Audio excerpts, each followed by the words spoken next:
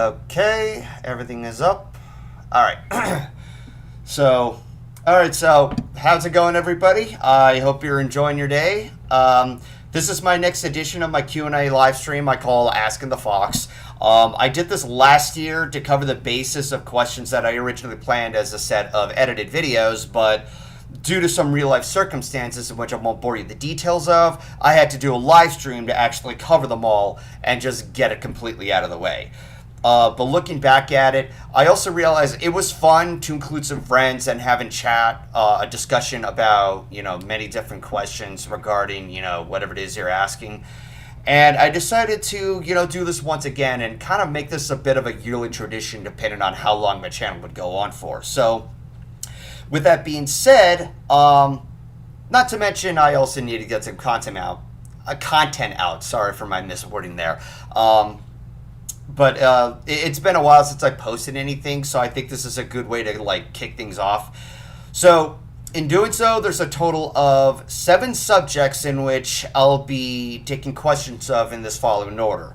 Projects, My Little Pony, and yes, you can even talk about Gen 5, movies, video games, television, music, and lastly, some miscellaneous questions, because there's always going to be some questions that are not relevant to media stuff, and there'll be more to talk about that.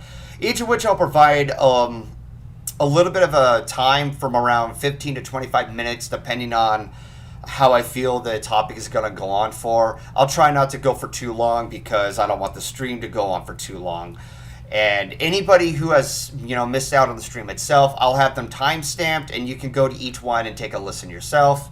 Now, before I begin, I actually want to lay down a few rules, and don't panic. They're very minimal, but I do recommend you take them into account. So, first and foremost, if your question is looked over, don't repeat the question. Some people like to copy and paste questions in. We'll look over it, and if there's an issue, we'll let you know. And you can probably think of another question, which leads to the second rule. We will not be covering any major sensitive topics. So no politics, no religion, any kind of current events I'm a little iffy of, and I don't want to risk, causing any drama based on whatever opinion that I say aloud, because some people don't take that very well. So no Donald Trump, no Joe Biden, not even COVID-19 questions, because even last year, talking about the coronavirus has caused demonetization issues and all kinds of shit.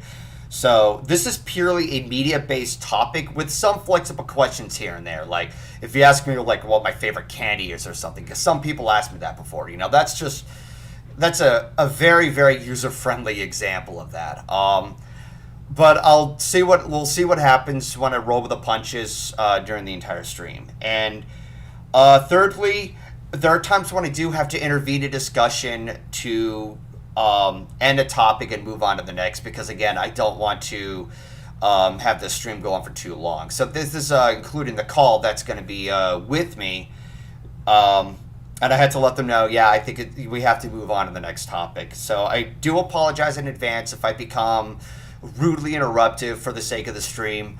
I'm pretty sure you guys are very understanding of that. So with that being said, let's go ahead and get started with questions regarding projects. And I'm about to get the timer started as I am waiting for people to ask questions. So that all being said, I currently have the desktop audio unmuted, so that way the Discord chat can actually, provide their part of the discussion based on the questions that are being asked. Do we say hi now? Yeah, you guys can go ahead and say hi. Hi, chat. Hi, hello. Oh yeah, I gotta change the card here. Guten Tag. Okay. Now I gotta say hello in a funny way. Okay. All right, so Nice. All right, before you say anything though, I've been holding this in. Uh-oh. Run! I need to go to the bathroom and grab a sandwich. Have fun. I'll be right back. Okay. all right, so So Derpy the Best Pony is asking, if I was going to review MLP, how should I do it? So I'm not the type of person to look up to as far as teaching teaching editing stuff, because I'm not the best teacher. I don't have the best choice of words in regards to that. You basically just have to find your own niche, your own touch and personality. I will say this, don't try to copy the same thing everybody else does. Like, when the analysis community was new, they would always use the same method Digibrony has, which would place your OC in a corner area somewhere and have a screen shown. I do that every once in a while, but I also do different kinds of shots in order to have a variety or an engagement, because if you just have one shot of something all the time, it gets static and boring. But try to work with a couple of things. You're going to stumble upon some trial and error. Nothing is going to be properly set in stone, but you get your foot in the door. Keep in mind also that when you're giving your thoughts on whatever episode you're talking about, or a certain subject of a series or what have you, be aware that some people will not agree with you. There's going to be some people who will be critical and say some things. I have trouble coping with this. Basically, YouTube comments can be a real bitch to deal with, depending on who you have. And I got an itch in my ear. It's really, you have to test the waters. So that's really the best way to put it. So with that being said, let's see. Next question from Hunter's Fun Time official channel. When's the next return to Prod Rock? Okay, so I know that I made my own personal mid-roll ad about the next returning to Pride Rock. It was originally going to be out in May, then I pushed it to June. And this is actually a point where I need to talk about what's been happening over the summer. And that is, I think I had a burnout or something. I don't know. Things kind of started out a little okay. Like, I did my Atlantis review, and then I did my Jonathan Young Countdown video, which, by the way, the video was taken down because of copyright issues. And I'm not going to go... Yeah, I'm not going to go into too much of that because, again, I don't want to stir up any drama. But apparently it's just something I had to... Yeah, it's on YouTube. No, I was reading the Discord chat. Apologies. But basically, like, I lost track of everything. Like, actually, at one point, I was going to consider postponing again because I saw, like, some kind of wiki page that is based on The Lion King, and then I found out it was fake. That, there was going to be a 4th season of The Lion Guard, and that's the next thing for me to talk about. And then I found out it was fake, and I was like, well, I feel dumb. Like, yeah, I am kind of angry that somebody did that, but at the same time, people are going to post false information on the internet all the time, and I didn't take that into account. So, but after that, I was like, well, great. I'm at this weirdly unusual spot, and I'm at too much of a time crunch to try to get everything done. I'm still working on the script, and I'm trying to... It's not so much as perfecting it. I'm trying not to act too negative towards it because I basically talk about the pilot episode, and I give my own thoughts on the series, which, by comparison... It's kind of like a godsend because I really did not like the pilot movie. So I have to choose my words carefully and not just come across as just a negative Nancy all the time. There are some positive things to say about the pilot, but I just haven't got around to it that much because my interest has been jumping all over the place. And that was the other thing. Trying to keep focus on whatever projects I had in mind, I got completely sidetracked, and not to mention, the heat over the summer is kicking my ass. We've been in the hundreds for the past couple of months, and it's not pleasant. You live in California. Yeah. I mean, like, in California weather, it's mostly like 80s or 90s, if not lower. Texas weather, I was told, is a shit ton hotter. So, and I'm saying that while Bliss is giggling in the background. So, well, here's the thing. Humidity is what kills. Go ahead, Bliss. I would if my mouth wasn't stuffed, dang it. Nom nom nom. There's a... It's a good sandwich, sorry. Go ahead. There's some weird weather pattern going on right now this year, though, where the entire West Coast is basically experiencing Texas summer. Mm-hmm. Whereas here, we're now in August. Well, it's still early August, but there we go. August tends to be our hottest month of the year for Texas, and we don't normally see a whole lot of rain. Lord behold, it's been raining for the past couple of days off and on here, and I have yet to see a triple digits.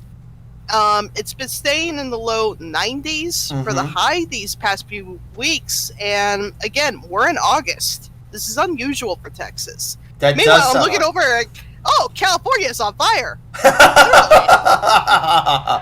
Okay, granted, there's nothing new about that, but still.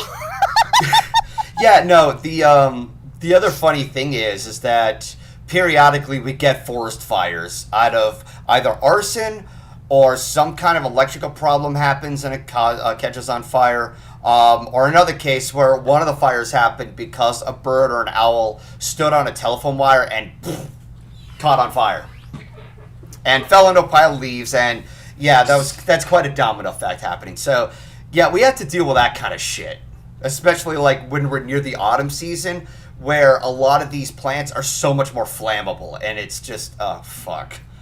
And not to mention winds make things extremely difficult, because despite that, you can blow on a fire and put it out, oxygen is also food for fire, so it grows bigger. So yeah, I'm told it's the wind more than anything that powers it. So anyway, so to answer the question about returning to Pride Rock, I got very sidetracked with so many things, so I decided I'm gonna take my time getting the script done, and have it set to be out during the holiday season. And at that point, I hope to just end the marathon once and for all on a good note, because this was something I wanted to do for many years because I'm a big fan of The Lion King. So anyway, moving on to the next question. What's your best project you feel has aged well? I still think Magic Sheep aged well. The review. Yeah. It's still I know I'm kind of tooting my own horn here. I think that's an untouchable work of art that I really I'm very, very proud of. And how dare you toot your own horn on your own channel about you? I'm just saying. You get this, man.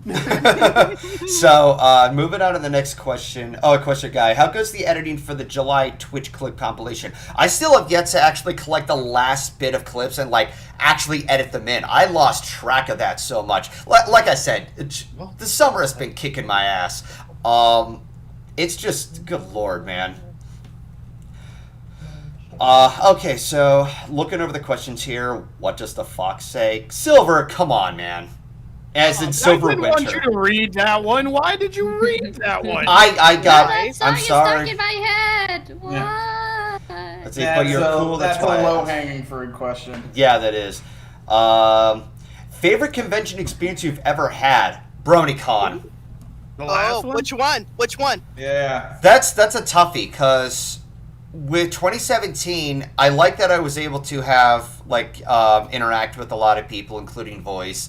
But at the same time, okay, so it's kind of tough to answer, because there's a pro and con to everything. With 2017, I was able to go all over the place.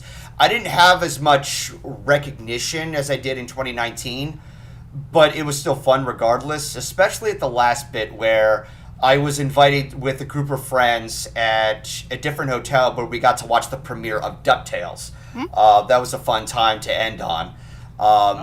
But with 2019, Bliss was there, and we were acting like overgrown children, with people getting grouped together for a big photo shoot that Bronny Buck was about to take. So yeah, I guess the last BronyCon, I would have to say, that was my favorite BronyCon experience. Even though the downside is I didn't get to meet everybody. I did get to meet Bronny finally on the last night of the convention, because he mentioned we didn't run into each other over the course of the convention. It was 4 days. So I think that's that's a really big thing. So anyway, let's see what other question we have here. Let's see. Out of all the projects you've done so far, which took the longest to make? Ooh. That's a tough question because there's some that are put on the back burner and some like I have thoughts of that haven't got around. You can already name one. Brotherhood Social. Over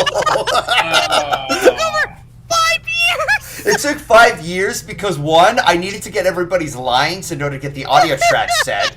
Because I'm not going to edit the whole video with like piece at a time. I wanted to set everything in place because the way the audio set with everything, it makes a huge difference. Two, trying to edit the actual like skit segments, and I was so timid to work on that. Three, working on videos and reviews that would be more relevant to gain more viewership, which I know that sounds a little scummy, but you know, it helps boost my ad revenue, so that was a frustrating factor. And four, working on the fucking skits and trying to get everything right. I am too much of a perfectionist. Derek Brony, I kind of skipped this one over. What is your stance on pixel art? I love pixel art. Yeah, I'm going to leave it at that. Get a bunch of pixel art from him now. Oh, boy. Yeah, there's going to be some, like, cheap-looking ones. I'm like, oh, crap, what have I started? I look like a sprite in the Super Nintendo area. I mean, somebody actually did a nice Genesis-style sprite of my OC. I'm like, damn, that's awesome. Anyways, next question. That is passable. That is passable, yeah. What is your least favorite MLP generation? Generation 3. 3.5. We do not talk about Generation We 3, do not thank you talk very about this. But also an additional mention is the My Little Pony movie from 1986. That movie can go jump in a fucking... That movie can jump in a hole and die. Golden, you want to watch that movie with me? Fuck That you. movie again. No, I will tell you from experience, back at BronyCon, because I had to go to a panel where we talk about the movie, I was starting to get annoyed. I'm like writing a bunch of things down, like, God, dude, this movie is such a chore. Like, even by 80 standards, I've seen better fucking writing. How about better freaking acting? But no, at the last bit, like Bliss and others come in the hotel room because that's where I was watching at, and I was screaming at the top of my lungs when that rainbow thing is passed on to the most hated character, who is the main character, who's whiny and bitchy. I forgot her name. Dear Lord, I was mad. I was like, what the fuck? She did nothing to deserve that! I was so pissed. And then I found out afterwards the movie tanked at the box office. I'm like, good! It deserved to bomb because there was no effort into it. Like, God. And funny thing is that other people said, I actually heard you from the other hotel rooms. Like, oh, I was that loud? I think I may have caused a noise complaint. I was so pissed. I hated it. It's such a shame too, because the animation was actually pretty good, and there were some characters that I did enjoy, like maybe 2 or maybe 3. There was Wind Whistler, the Pegasus, the blue Pegasus. There was Fizzy, the blue unicorn with the gem eyes, and I'd argue Spike was okay, and Megan was okay too. But the acting and the fucking writing is just, the whole movie was garbage. Like, I was expecting the animation to be like predated and shit. Like, okay, that's not gonna bother me. Next question. Let's see. Are you gonna do more Jackbox games on Twitch stream? Maybe. It will depend on which games are fun and such, because there's some games I have yet to work with. So, next one. What's your favorite collab you've ever done on your channel other than do Princess Stream and Magic shit? That's a toughie. I was proud with the end result of Brotherhood Social, but I also loved how I did Sparkle 7 with Grey Cat and Tricky Fox. That skit with you getting dragged away by Key always cracks me up. Oh, yeah. No. Well, you know it's gonna be a great show when there are 2 foxes. Da da da da. Let's see. Have you heard of the Pokemon live action series? If so, what are your thoughts? I've seen Detective Pikachu and I really like it. Oh yeah, that's live action. Oh yeah, no, that's more on television. Let's see. When's the next Golden Key video? That really all depends. There is no set schedule for that. It just happens. Y'all just do it at random. It's Maybe we have spontaneous. part two. It's really spontaneous. Like, What? go to another restaurant. I want to see y'all's reactions to some more food. Yeah, No, I it's like a wanted stray to. cat in the neighborhood. Yeah, I wanted to do more than just, the whole, like, trying food and everything. It's just us doing something. Okay, so cool. what was the one video that made you laugh while editing? That has to be the stream clips, right? The highlight, Or am I wrong? the best of GoldenFox plays. It varies. Like, there was that, and there was also, like, one of my older videos that I really can't mention, but the skit or the moment itself is still funny. But I don't want to tear open wounds. Blue! Left! No. Not a question, but I could suggest what the dub. What's your opinion on people watching classic Soviet cartoons? That's more about like television or something like that. See, let's see. Whatever happened to Mr. Skull? Was he buried in the closet? Yeah, I wanted to do more with Mr. Skull, but unfortunately, again, we got sidetracked with so much shit. I still want to do more of the mug, the King's mug. Unfortunately, I had to get it fixed because the handle broke off. Aww. Yeah, so I'm like, Sadness. I got like super glue. I don't know if that will help. I was told that worked with certain ceramic clay to help reattach it. I can Yeah, you only gotta know know what the material. You gotta know what the material is. Yeah, that's why I haven't done anything yet, because I have to understand what has to be done when it comes to stuff like that. Gorilla glue that thing, dude. Oh yeah, Gorilla Glue. Alright, so let's see. Ugh. Laughable editing. I'm looking for questions that are related to questions, and we're at almost 2 minutes left. So GoldenFox, what project you ever did was the quickest and least stressful? There have been many occasions where there were just silly videos that I just have fun like putting together, and it takes like 5 minutes to put together. One of the latest videos was me working with that disgusting concoction where it was from a stream where I mixed like lemon juice, tomato juice, coffee, and everything. First King's Cup. Yeah, the first King's Cup. I did a little editing here and there to just, provide some humor, like Vlad, because I did it. I would scream the screen because of how massive his volume is. Yeah. Let's see. Yeah, guys, in order to get your question attention more, it actually helps if you tag me, so that way I won't accidentally gloss it over. Yeah, I was. You said you want a project question, so I was like, I saw this one question about, are you allergic to anything? And I'm like, oh yeah, is he? I don't think so. I would have to know more. Like, I don't like dust, but dust makes everybody sneeze. It gets up in your nose and it does irritating things. Yeah. You sneeze and explode like the kitty gif in the chat. Does that mean he's allergic to dusk flare? I'm sorry, What? Dusk. I'm trying to think of a project question for Golden, and nothing's popping to mind. But I think nah. Oh, here we go. If you can get a PS1 emulator or get a regular PS1 with a capture card working, what game would you try to start to stream one day? I originally wanted to do Mega Man X4, but time was growing short, and I wanted to do X4 along with a few other games that are kind of based off of the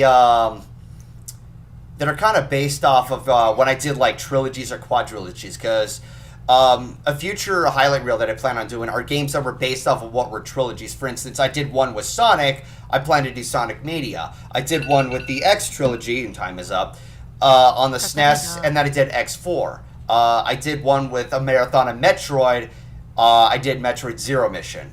So, it's a cool, nice little idea of having a highlight reel of just games that were based off of what used to be their own section of highlight reels. So, anyways, the game that I would want to stream, I think Spyro would be a good place to start. Yes, boy.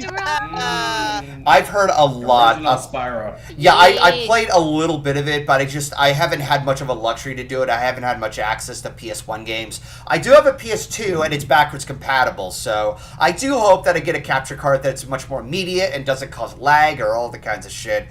But God, I want to play the replayed Toys for Bob's reunited trilogy of Spyro. I will say this: I did play a little. Na-na-na-na. I will say this: I did play a little bit of. Na-na-na-na. Guys, Yeah, sorry. Sorry. yeah. Anyway, I will say this about Spyro: I did play a little bit of it, and I remember there was a scene where Spyro was around with some kind of fairy character. Another character appeared out of a portal and said, "Spyro was going to help us with." Wait, I am. Well, like, wait. Now I have to help you out? Since when did you ask me for your help? You would probably know it if you watched it. Okay, so let's go with one more question here. Let's see. I know time is out, but out of every MLP episodes, counting all the old generations, what is your favorite episode? Well, my favorite Gen 4 episode, which is the only one I can say at this point, it's still Hurricane Fluttershy, and Peking Pride comes in a close second. Number one. Which episode is the episode where Applejack throws her hat on the ground and she's like, "I told you that before, but no one ever listens to me"? Because like that put me on the floor laughing. What episode is that? I have no idea. Anyway, dude, I feel like the epilogue is really good. Yeah, I okay. think they did the epilogue. Okay, so well. there's one more question here, and I'll go ahead and move on to the next topic. Have you ever played Sonic Adventures 1 and 2? If so, would you stream it? I have tried Sonic Adventure 2, and the opening stage is fun. But I would have to test the water still because it's a 3D game, and my computer's the stream itself, it gets very, very touchy with it. It was able to work before with the occasion of skipped frames, which is very annoying. So, with that being said, I'm going to go ahead and move on to the topics of My Little Pony in general. And this one, I'm going to time this one to 25 minutes starting now.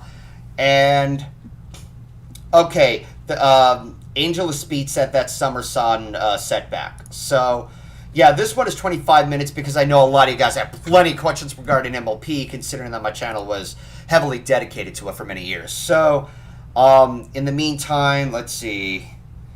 Because, you know, Release the bronies. yeah, here we go with the brony questions. I'm pretty sure a lot of you are going to ask questions about Gen 5.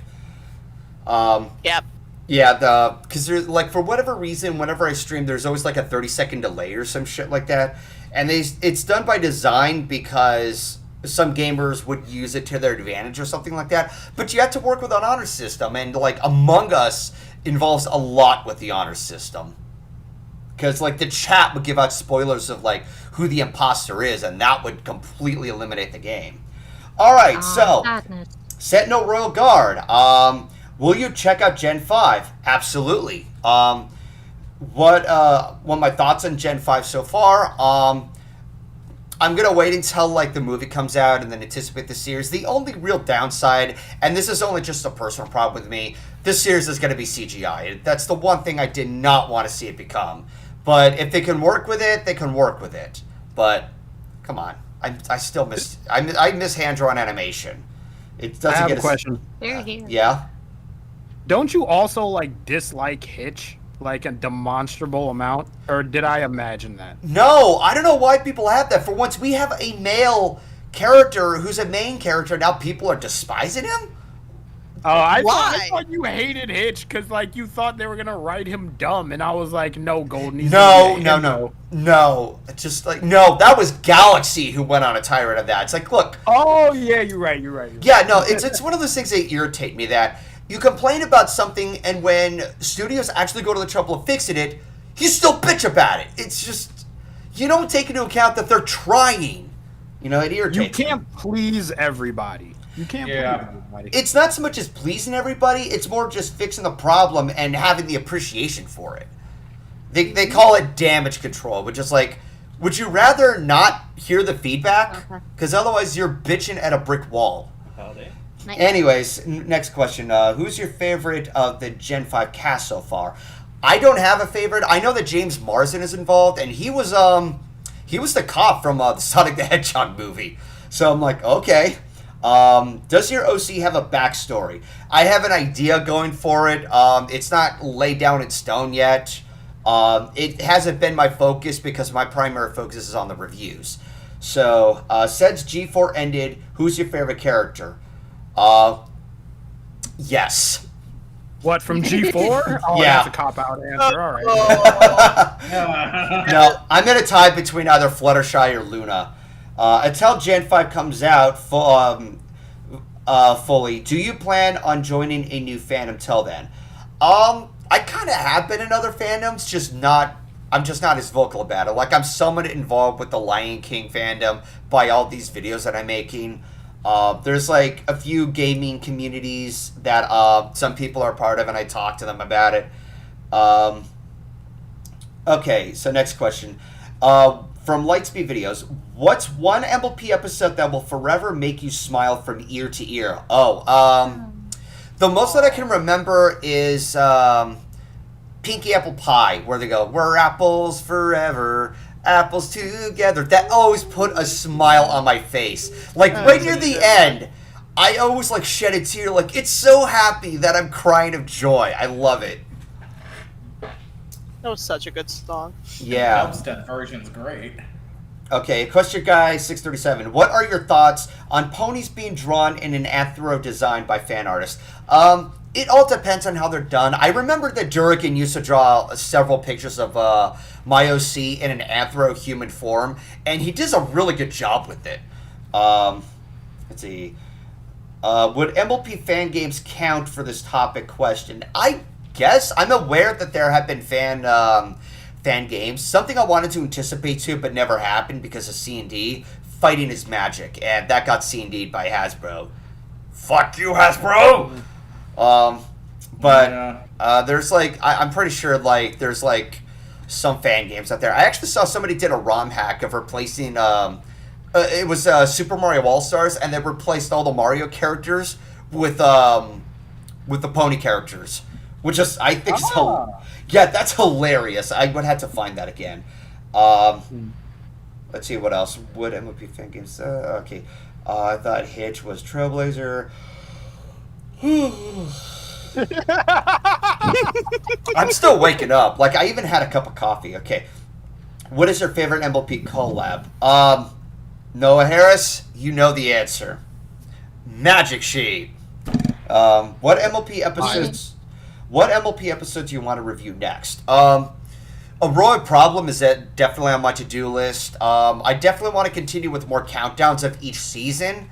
They're always held back, not just because of just working on episodes, but also there are always those people who are going to be having a stick up their ass over what picks I have. Like, there was one person who got all picky over my picks of season 1. Like, really? You picked that one?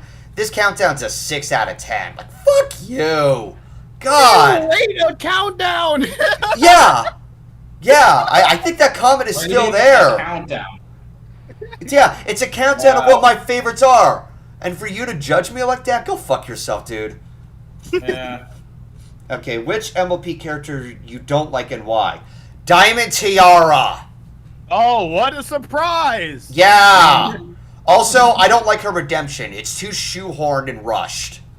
At least she did something to redeem herself, but that's why I hate Prince Blue Blood.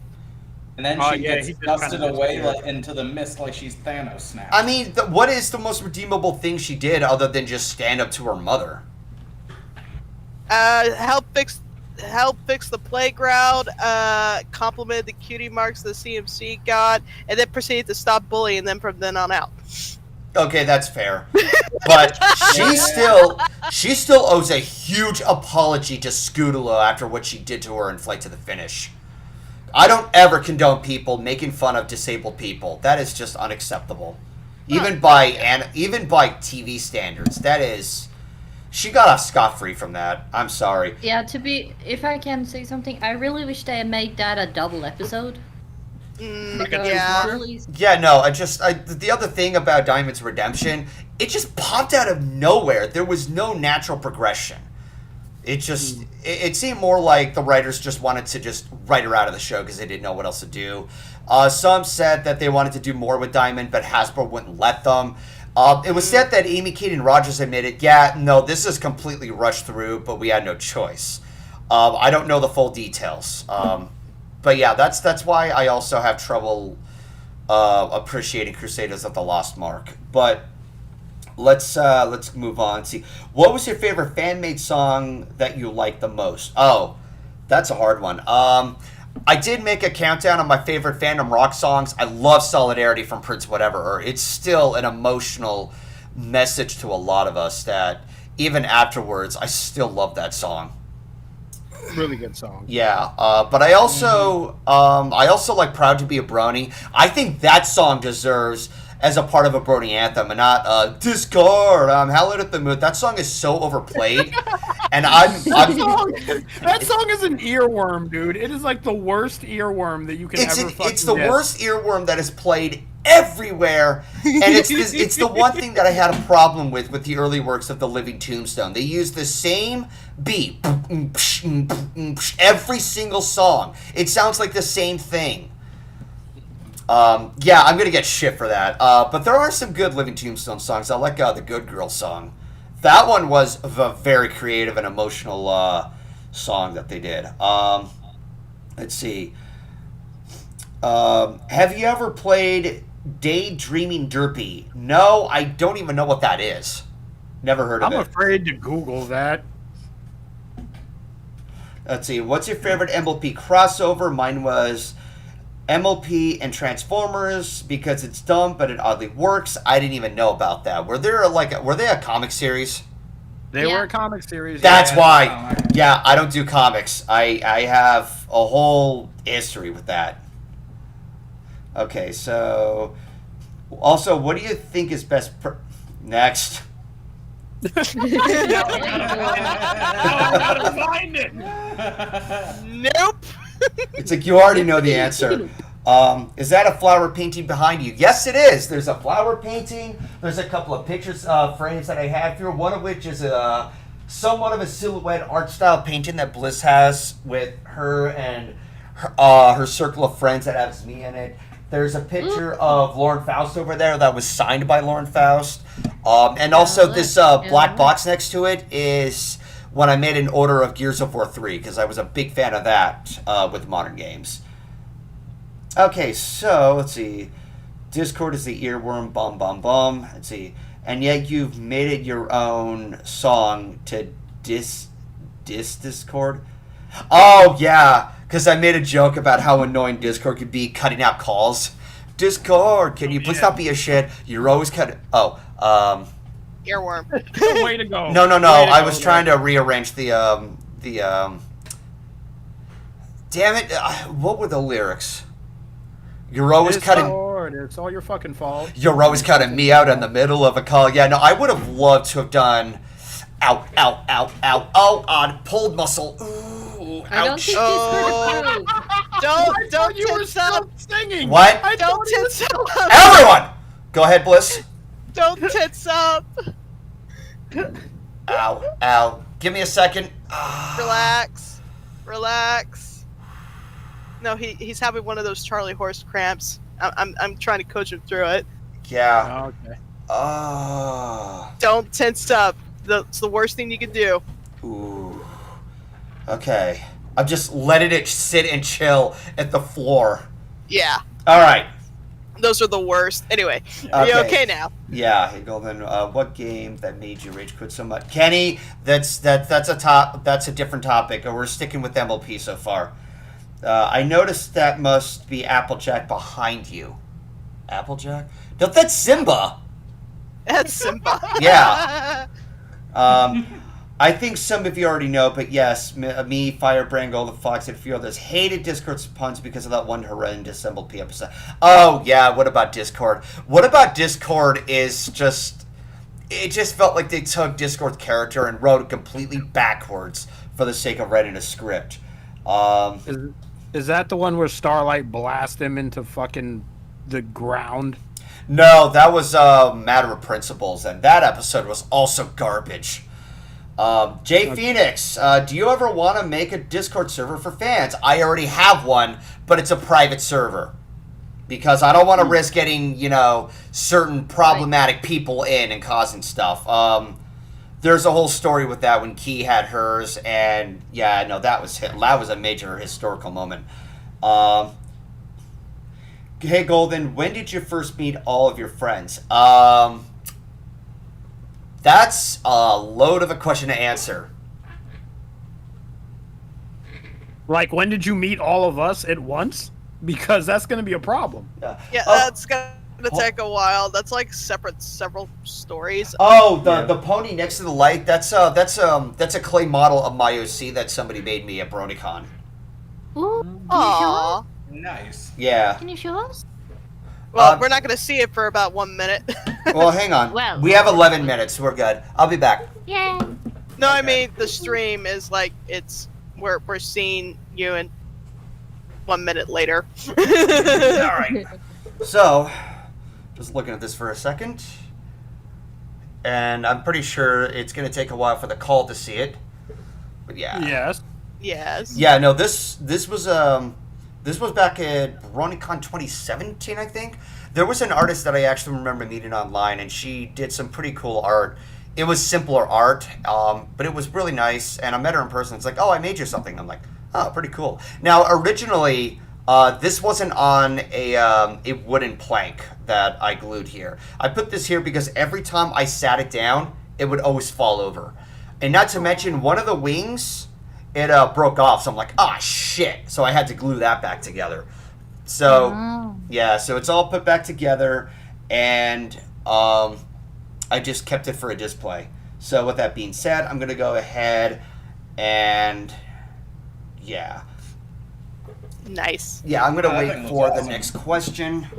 All right.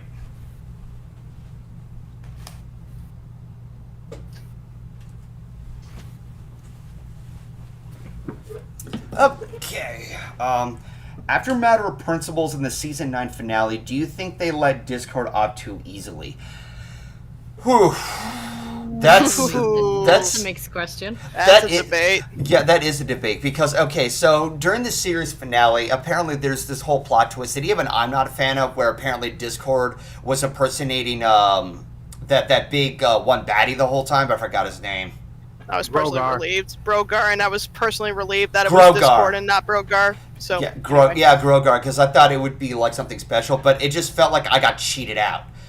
He did explain his reasonings, and it's one of those cases of the road to hell is paved with good intentions. But even afterwards, he was so contributive in the later half where he's like, "Fly, you fool, just get out of here!" Like, he didn't care about people apologizing to him. He just wanted to make sure they were safe, which shows a huge stepping stone for him.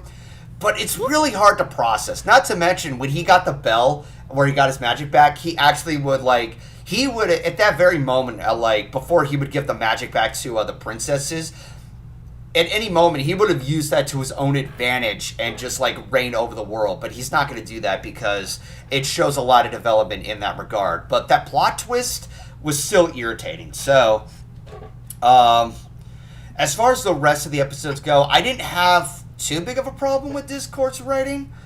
I would have to look back at a majority of the season 9 in case I missed anything. So, I'm keeping this as a loose answer. What's your favorite Young Six episode? Ooh. What Lies Beneath? Where each character is being put to the test with everything. People complain that, oh, there wasn't enough screen time to get invested. A Heartswarming, the Heartswarming Club? You know, that was a very good episode. That was arguably the second episode where they're the main focus and nobody had a problem. But yeah, Can I say problems. mine? Yeah, go ahead. She's all yak. That was a really good episode. Yeah, no, that was an adorable episode where Yona tries to fit in with the pony culture and everything. And I think that's a very, very important lesson to provide for people who are not acquainted with the modern culture or with some cultures, depending on where you're from, that you could still be yourself. And, some people are willing to be, and it's a good lesson that you have to be more socially acceptable. It's kind of a lesson with, it's kind of the same lesson with Sweet and Elite, but that was more relegated towards social standards, whereas this one is more about culture standards. It's the story about, learning to be yourself instead of being somebody who you're not. And they handled it extremely well. Yes. All right, next one. In a situation where you could bring only one person to you to see a summer blockbuster, who would you choose to bring? Sentel, that's a movie question. I'm going to save that one for another time. On that note, I need to head out, guys, because I need to do a Let's Play of Alien Isolation before I lose my nerve. All right, then. Have fun. Okay. Good luck. Oh, Yeah, nice. Wish me Okay. luck. What would happen if the Get that characters... xenomorph. What would happen if the characters in Kingdom Hearts met the characters from My Little Pony Friendship is Magic? I would not care because I don't like Kingdom Hearts. Yeah, if you ask me questions about Kingdom Hearts, I'm just going to say it. I don't like Kingdom Hearts. I think it's an overrated cryptic pile of garbage. Can I ask something? Go ahead. If you could have a crossover between My Little Pony and something, what would you like to see? I don't As a crossover. I don't think too much about crossover ideas. I always like to look at just individual franchises as their own. Because if you're trying to mix different franchises, you're also mixing different themes. You're encountering different personality traits that would clash into one another. There are some people who did a lot of crossovers between like Rainbow Dash and Sonic the Hedgehog. Like, okay, yeah, because they're both fast and everything. But it's... it's a lot to think about. Like, if you just mixed between, like, your favorite franchises into one, then, yeah, that's understandable, but you're also missing the point of why else you would want to make a collaboration with, or a clash or crossover with that. It really varies. It can work well. There have been some crossovers that did a really good job with one another. So... let's go ahead and move on to the next question. Involves the trope of the secret test of character. Yeah, I can see that. It's like, do you like Yona? Yes, I do. Yona is the one and only best yak, because I really did not like the rest of the yaks for their destructive behavior, and Prince Rutherford, or Prince Ruthless, who I like to call him, for his refusal of help and not asking for trouble. I know about what Josh and Green Scorpion said. I think that is a horrible lesson about, oh, your authority would have been undermined. No, you need to get your moral standards in check. Or priority straight? Yeah, and somebody in the comments said that if Rutherford accepted help, it would have started the Civil War. Over starving children? I don't see how this connects here. If the authoritarian behavior is being undermined, then that is a problem of their very own, because they need to get their act together and start accepting help from others. Because that is just... You can't always rely on yourself with everything. And in that situation, you had starving children, for Christ's sake. Yeah, I had problems with... Can't eat your pride. Yeah. Screw your pride, and if it's going to cost you your leadership, then so be it. It's either you lose your leadership or you live the rest of your life being an immoral fucking person. Yeah, I don't think, like, as far as I understood the acts, they didn't seem like the type of race, or at least that specific tribe didn't seem to be one of those who would actually split because of that, because it seems like all of them, like, yeah, we would kind of like to eat, so I think it's very unlikely that any one of them would have been like, oh, leader didn't follow, blah, blah, blah. Yeah. If anything, I would have respected him more. Like, okay, you guys are just going to look down on him? Sorry that he saved your life.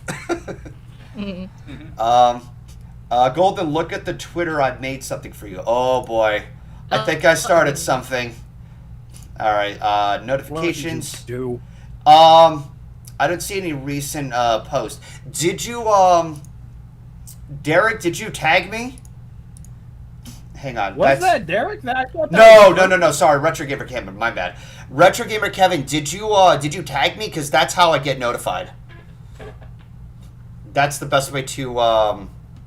That's the best way to go. So that way I'll know. I 50-50 like and hated one MLP fan crossover called Double Rain. Oh yeah, no, Double Rainbow was just a mess of a fan creation. MLP meets Sonic the Hedgehog fight Toucan. That was awesome. Have you answered my question yet? Yes, I was away from my phone, but if you haven't, should I re-ask my question? Rosaria, what was your question? Yeah, Retro Gamer Kevin, you gotta make sure you tag me so that way I'll know. Oh my god.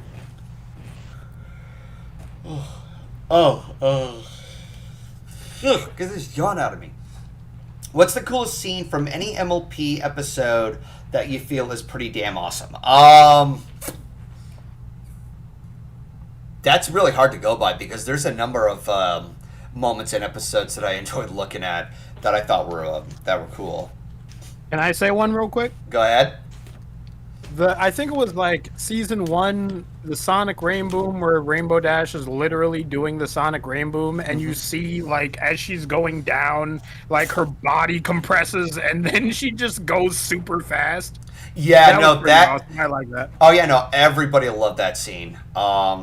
I still think it's a really good episode in and of its own. People look it over like just looks like a confidence issue of an episode, but it actually tackled the topic very well. And even creating the conflict of creating the opposite, where Rarity is being all narcissistic with her butterfly wings.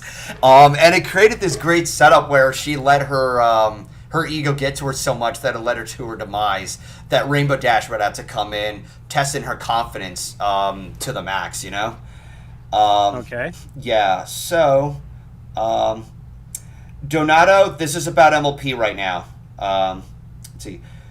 Would you like to give one of these... yeah, again, MLP topics. Yeah. My favorite was Twilight versus Lord Tirak. I keep a... Oh, yeah, that scene, yeah. Who's your least favorite of the main 6 and why? Oh, that's hard. Because my my least favorite has jumped all over the place. Like, I first was not a fan of Pinkie Pie because she's one of those overhyped, talkative characters, like Dee Dee from Dex's Laboratory or Number 3 from Codename Kids Next Door. And there have been occasions where she was really disruptive on some things, like how she acted in Philly Vanilli, or how ruthless she acted in Yakety Sax, which in that case, it's not even her fault. The time is up. In that case, it was just a result of the main 6 being terrible at wording everything, and just how everything was just poorly written in general, and not just Pinkie Pie. But can I say something? Yeah, go ahead. Yeah, I think at least the Philly Vanilli one, I kind of agree with Silverquill that I think they got Pinkie Pie wrong. Like, they turned her up to 11 when she normally is at an 8. Normally set an 8. Yeah, no, it's okay. It's not so much as like some people would make the term what's it called? Putting her out of character. No, taking a character flaw and overplaying it. Some people call that Flanderization, but that's just taking a basic character trait and then overplaying it. But no, it's just with Philly Vanilli, it was a result of just bad writing. Where, yeah, Pinkie is hyperactive and doesn't really, like, know the meaning of personal space sometimes. Like, there have been numerous examples of that. It's the fact that this was written in there to try to be funny, and it got in the way of the flow of the episode. Like, the scene that really got me angered the most is when they found Fluttershy after she got busted with her voice, and then she got embarrassed on stage, and then we found she's at her cottage, and before they would even sit down and talk to Fluttershy, like person to person, which would have worked really well, we have Pinkie Pie climb up the wall and over the banister and recapping everything that both the characters and the audience already know. It was unnecessary, and it stirred up Fluttershy, and we get this wild goose chase scene, and that's what really got me pissed off the most. It was completely unneeded. It ruined the flow of the moment. It would have been a beautiful moment if they sat her down and talked to her. I also think that it was a missed opportunity for them to, sit Pinkie down and say, Pinkie, you got to know personal space. You got to know this stuff. And they didn't really dive into it all that much. I know there's that ending segment where Pinky was getting all carried away until Twilight used her magic and restrained her while putting her down, but you got to do more than that. It would have been a great it would have been a great contrast of not get too carried away or overzealous, but also learn to step out of your comfort zone. I think that would have been a great contrast to the two. So, all right, so I'm going to go over one more question, or actually there's these two questions here. I'm going to try to speed through it. All right, so if Hasbro gave you the opportunity to insert your OC in the background, would you take the... No! Because they would also claim ownership to my OC, and I would lose all ad revenue. What's your favorite action scene in MLP Gen 4? I guess the ending of Twilight's Kingdom? I don't know. Yeah. But also, I liked how everyone contributed in the series finale. All right, so so I'm gonna go ahead and end that topic and move straight for the. I gotta restraighten out here. Okay, so we're now ready to talk about movies. Starting now. Oh yeah, I gotta start this time here. But yeah, now we're here to talk about movies. So with that all being said. MLP topics are now just a thing of the past. Feel free to... Yeah, any questions that are left over. I still have my Tumblr page, which has been dead for a while, despite being, put into every video description in my uploads. Yeah, no, I kind of use that for a questionnaire. I might change that the name of the page at some point, because I plan to go a little more universal, kind of like with me in movies and a few other things. I got a good question for you on movies. All right, go ahead.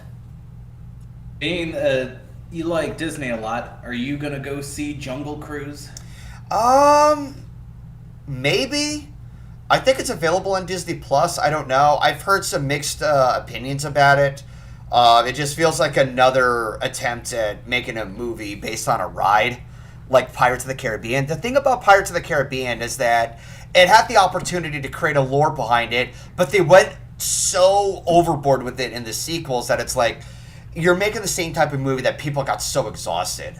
The Jungle Cruise idea, you can write a good script in there. You just have to really work with, a creative idea to kind of stand out and not just be a generic action movie based on a ride, Okay, so we got a couple. Have you watched any 007 movies? A couple, I don't think too much about it. I've seen GoldenEye, Tomorrow Never Dies. I think there's one called The World's Not Enough. I've seen a couple of the Sean Connery movies. I don't think too much about it. The thing I remember the most about James Bond is playing 007 on the N64. So, yeah. Moving to the next. What is your favorite Wizard of Oz or Return to Oz moment? Oh, that's hard.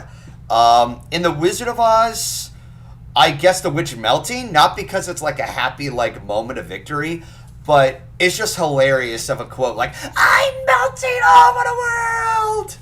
And all it was just a few drops of water. Like, wow. So this whole time, this bitch of a witch who was terrifying to children in their younger years had to be poured water on. Like, damn.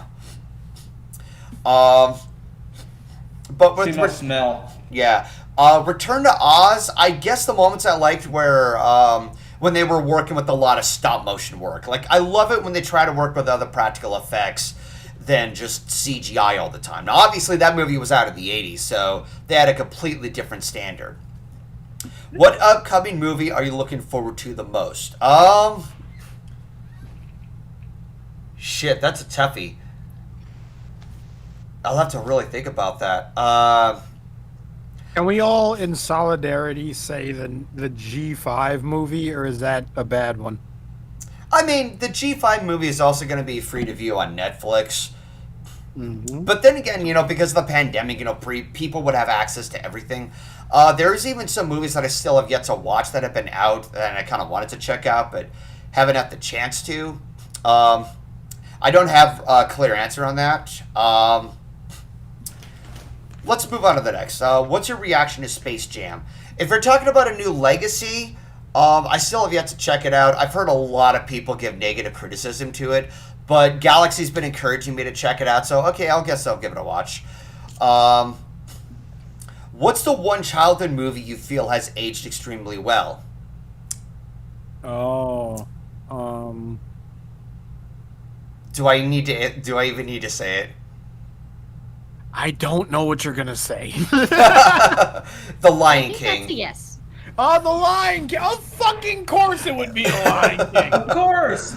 Yeah. Of course, yeah. I was gonna say iRobot. Oh, iRobot. God, so many people hated that movie because they had so many differences from the book. That's gonna happen. Yeah. Wasn't the book darker? Or The something? book, Yes, it the book was was. more. The book Okay. was also more intellectual and everything, and not relied on action. But nowadays, if you got to make a movie engaging, you got to put in some action, which is kind of sad. It really all depends on how you craft it together. If it's just too much mindless action, you get another Transformers movie. Yeah. So let's see. What is your favorite horror movie? Oh, that's hard. I bet it's tied between either A Nightmare on Elm Street or Evil Dead 2. And I like Hereditary. Hereditary? I haven't heard of it. Yeah, it's really good. Did you meet all your friends through BronyCon or did you meet through online? Online. But also favorite movie, Disney animated or live action? Rosaria. What's in the background? I'll leave it at that. As far as like, if you mean live action as in like live action remake, I don't have an answer because I don't support live action remakes. But the general idea of live action movies is a bit of a toughie because I haven't looked into it that much. I liked Homeward Bound a lot. And there was also another movie that I kind of liked and I felt it was a little underappreciated. Newsies, with Christian Bale when he was like a much younger lad. Let's see. What movie was the worst? Oh, my most hated movie. The Disney movie that ruined the Disney canon by throwing in CGI and trying to be Shrek. With a story that is non-existent, has a horrible father of a child who made such a public humiliation, was rejected a lot, and has nothing but mean-spirited bullshit that is Chicken Little. Yeah. I forgot you hated Chicken Little with a passion. I know. I hated Chicken Little. Like, yeah, there are arguably worse movies out there, but Chicken Little, on a personal level, I hate it that they put CGI mixed with 2D animation, as in creative type wise, not as an effect. In the sense of like, it used to be just a solid list of 2D animated movies, and then Chicken Little comes in, and now CGI is mixed in, and it's taken over, and it irritated me. It's like, now you've ruined it. You had separate canons, like one for stop motion, like James and the Giant Peach and the Nightmare Before Christmas. You had those hybrid movies, like Who Framed Roger Rabbit. But you're not going to separate CGI and 2D animation as two separate canons? It's just, it's ruined. You took a crayon and drew all over the Sistine Chapel. And this is on top of the fact that this was Disney trying to be Shrek, which doesn't work because, one, Shrek didn't even expect to be a hit. In fact, they called it the Shrek Den at the DreamWorks studio and thought this was just some dumb movie that they wanted to get out of the way, but people loved it. Two, it was a parody of Disney. So Disney is trying to be the movie that parodied itself in a more spiteful act. So anyway, let's move on to the next question. Let's see. Let's see. What are your thoughts on the end credits of Black Widow movie? I haven't seen Black Widow. What's your favorite Marvel movie? I don't have one yet. There are some Marvel movies that I are told are really, really good. But I just haven't watched it yet. Did you see Disney's Cruella? Fuck no, I don't support Disney live-action movies. Also, I heard the story of Cruella de Vil and the plot twist as to why she hated puppies and made them coats, and it is a bullshit excuse. So what is like the worst movie? I already went over that. What are your thoughts on the end credits? Okay. Any stance on fan footage movies? As long as you have a good script involved. Like, I'm a little mixed on the Blair Witch Project. I like the idea it was going for. I also like Paranormal Activity, at least the first one. And I like how like the unusual activity was actually building up more and more from one person who's like forced to sleepwalk to be dragged away from the fucking bed. I'm like, damn. How do you feel about the 5th Paranormal Activity, though? I only saw the first one, so I can't say anything about it. Let's see. If you could only choose one person to take with you to the hottest blockbuster, what would you choose? Do you mean like the Blockbuster rental store that's up in Washington? No, it's in Oregon. Or do you mean like during the summertime and watching the summer blockbuster film? Because with that, I guess keyframe? I don't know. There are times I went and watched a movie in the theater by myself, if not more often than having keyframe come with me to see a movie.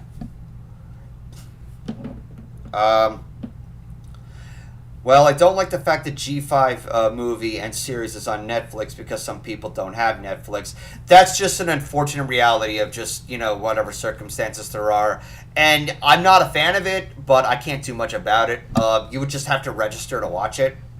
My favorite movie... God, I gotta get that yawn out of me.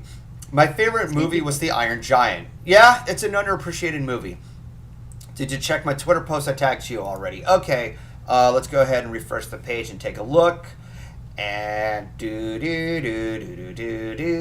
Come on. And nothing.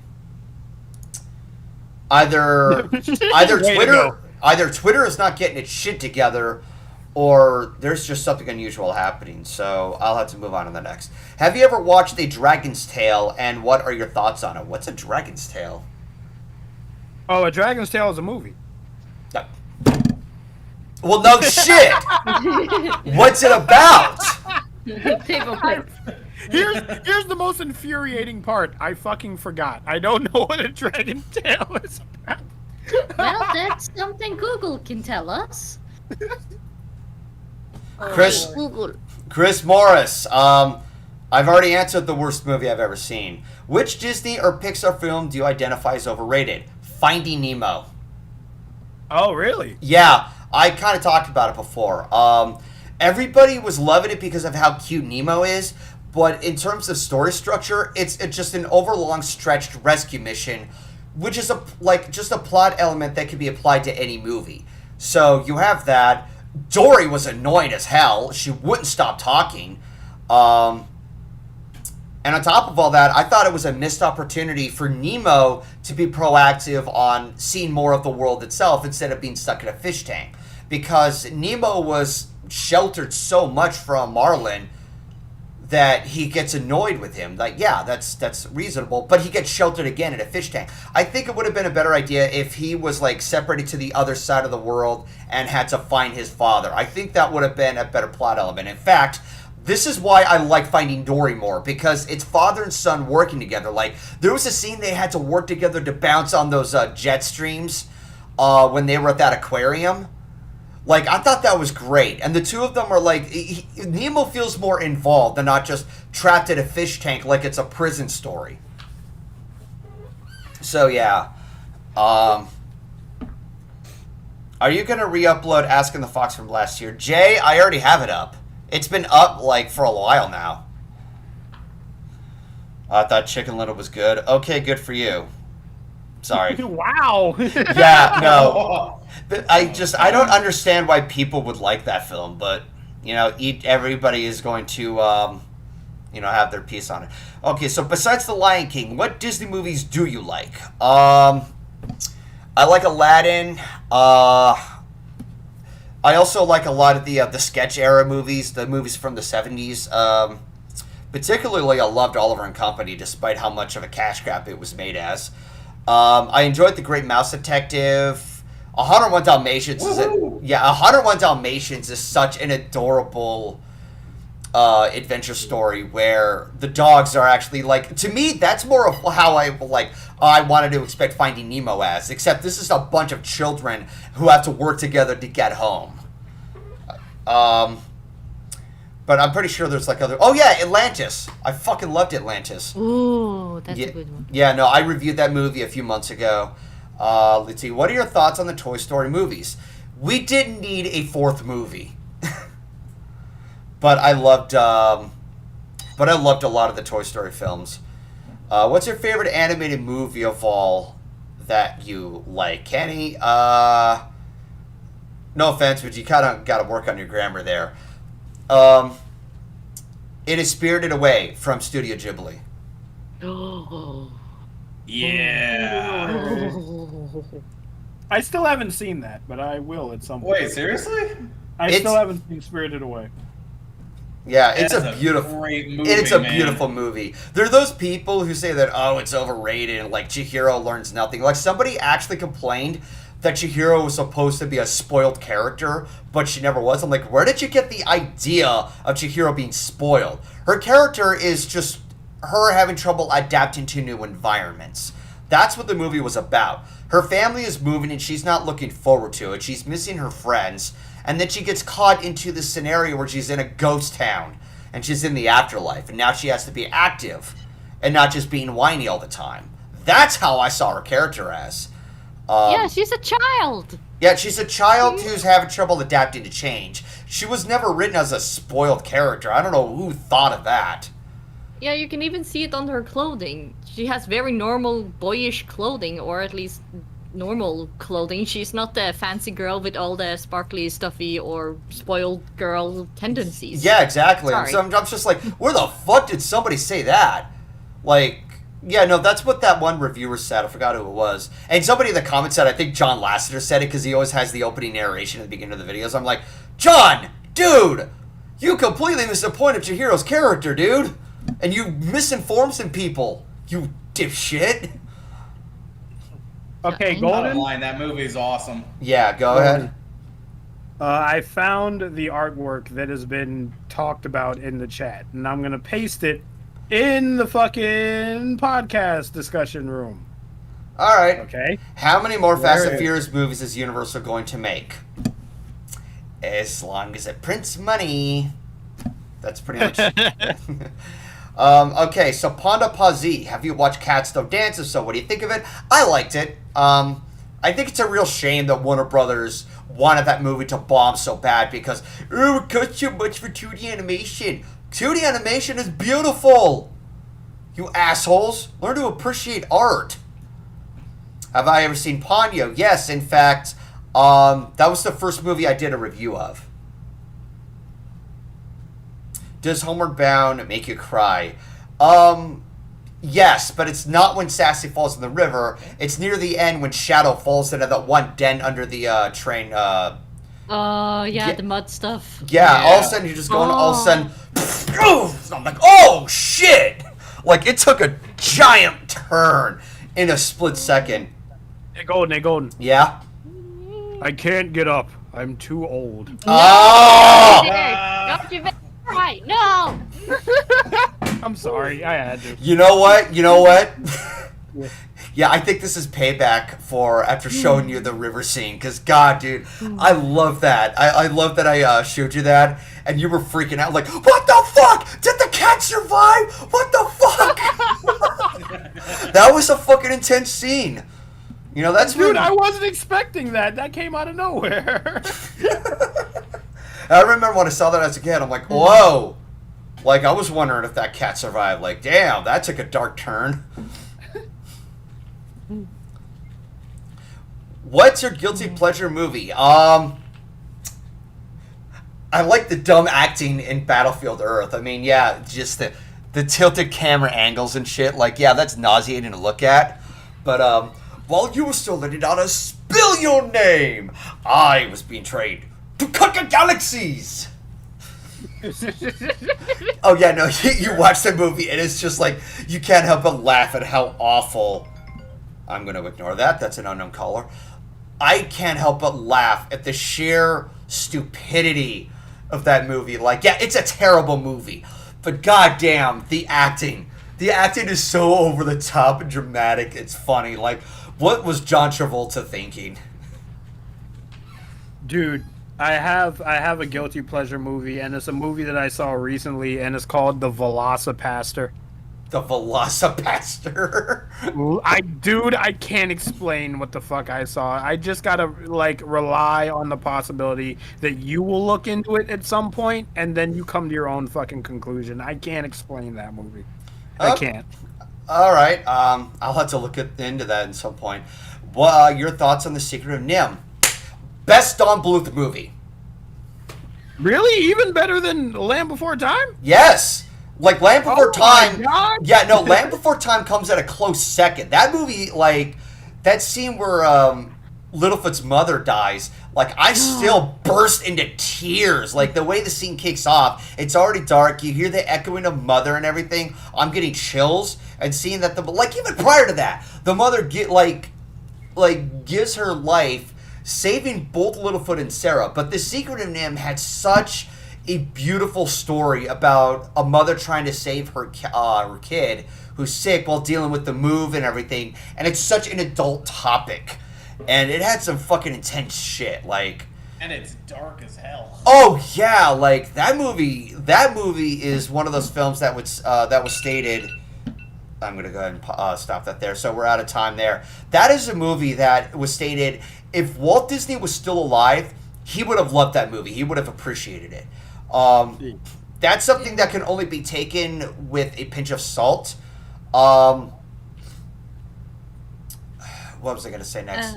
But yeah, it's still an amazing film. I also love the choreography of the sword fighting. But yeah, no, that is a movie that I highly recommend, and including people who are so like, oh, I don't want to watch dark movies. Grow a thicker skin.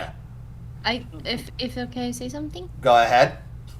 I think one of the reasons why it didn't go too dark, it's because after the mother is gone and Littlefoot starts to walk, he meets the other dinosaur, and he has like a heart-to-heart with Littlefoot about like mother did whatever she could and she's still with him. So it actually helps people progress the stuff that they feel after the mother is gone, and I think that's a really nice little, hey, have some therapy. Squeep, squeep. Okay. Charlie, you son of a bitch! Odie, why?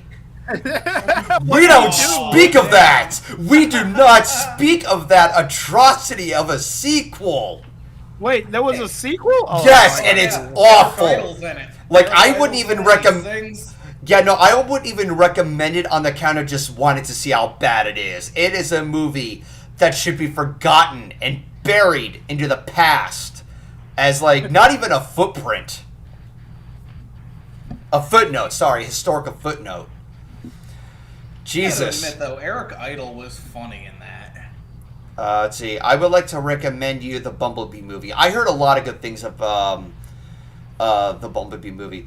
Are there some mature animated movies? Let's see.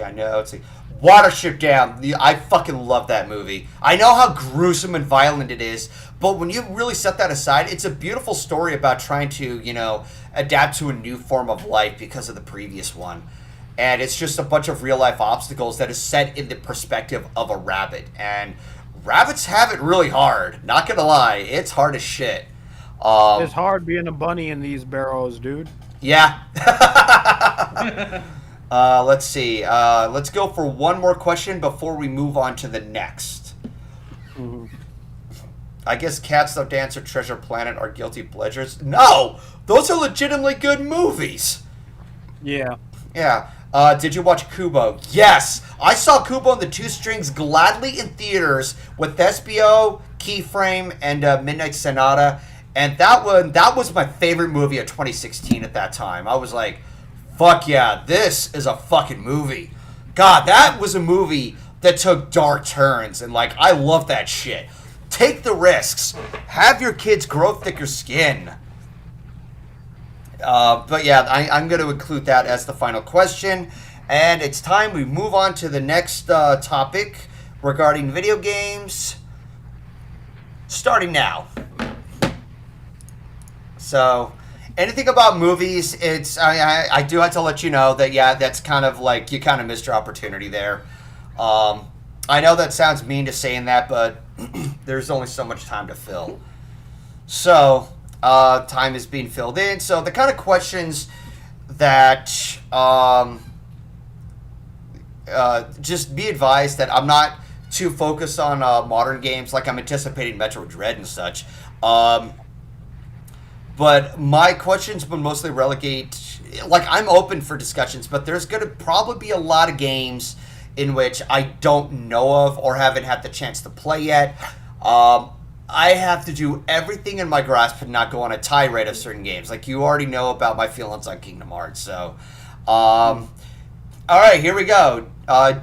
Starting with Jay Phoenix. Do you play Skylanders because Spyro was there? No, I haven't had the chance to play that. What is your least favorite game on your video game console?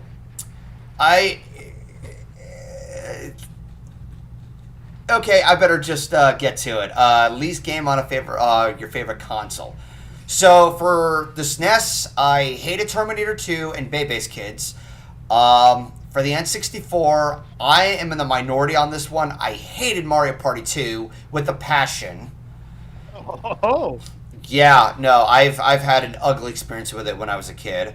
Let's see. What was your first video game? Ooh.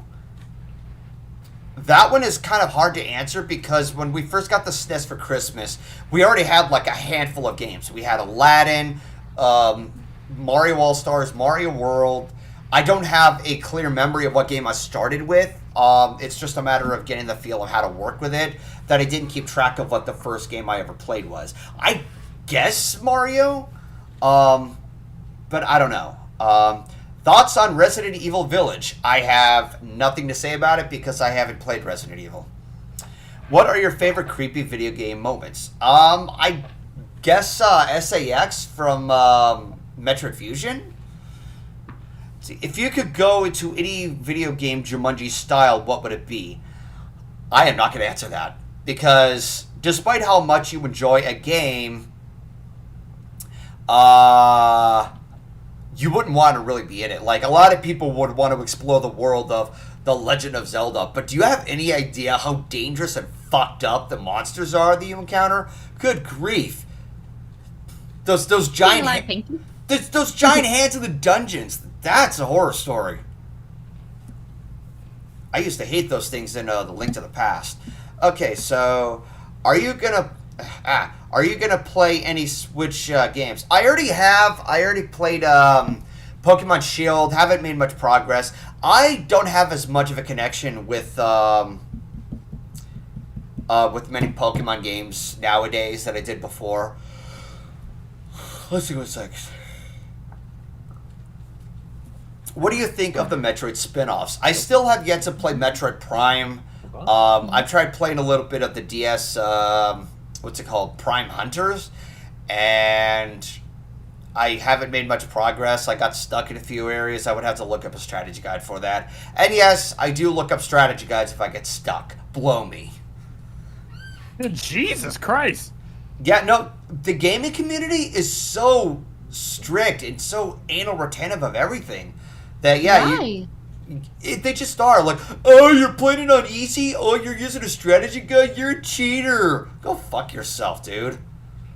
The games are for enjoying. Yeah, no, there's always enjoy the game. Yeah, there's always a competitive nature. Like, I could do this. I'm a better gamer than you. It's like, okay, who the fuck cares?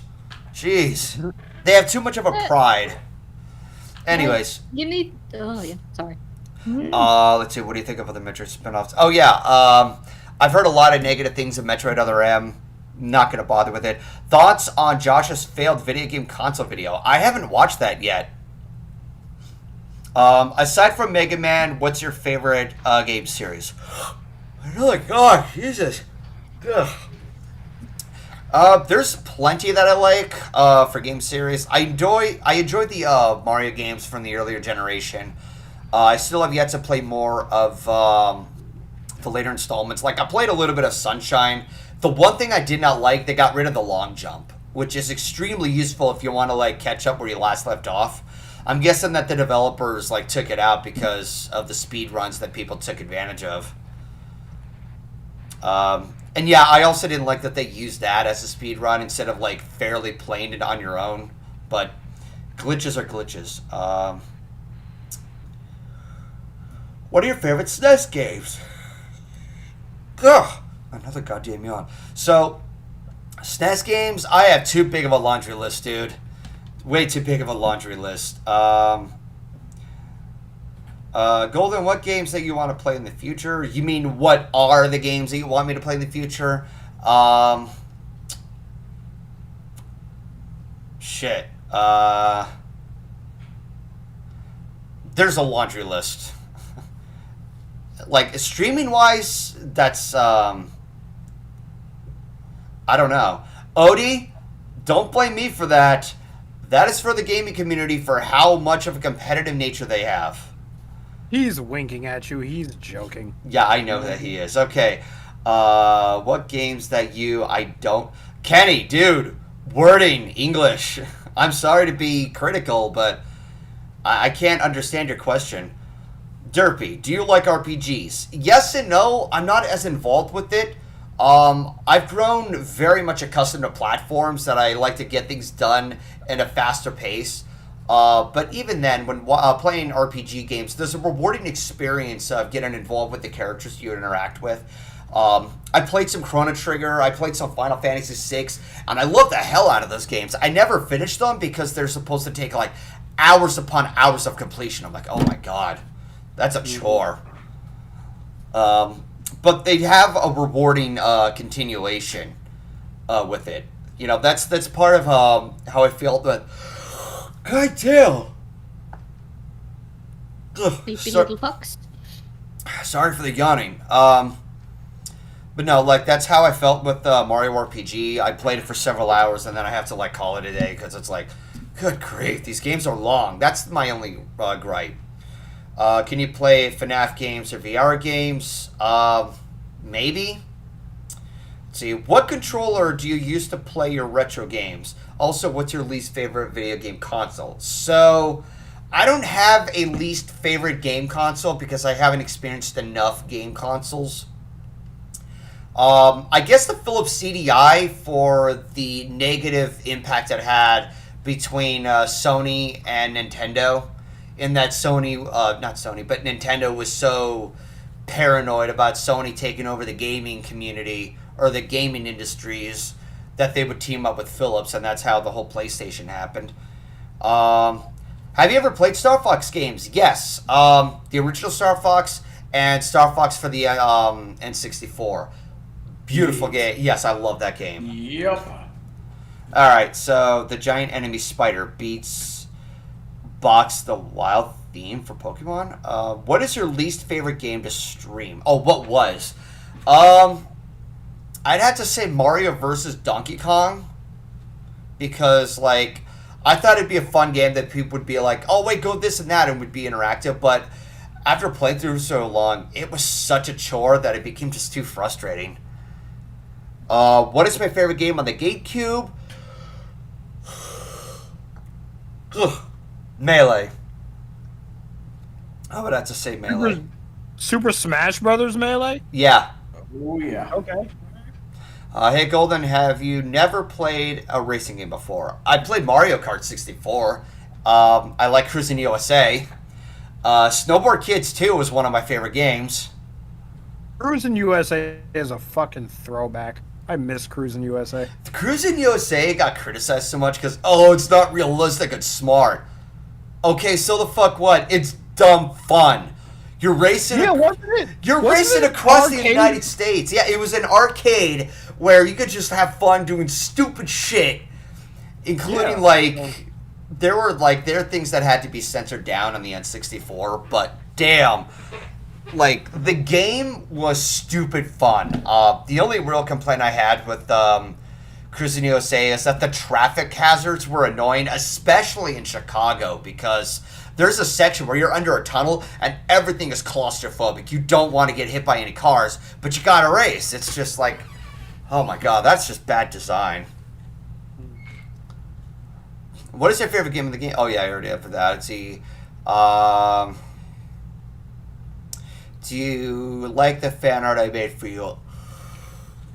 Oh yeah, the fan art is in the Discord. Did you see it? Hang on a second.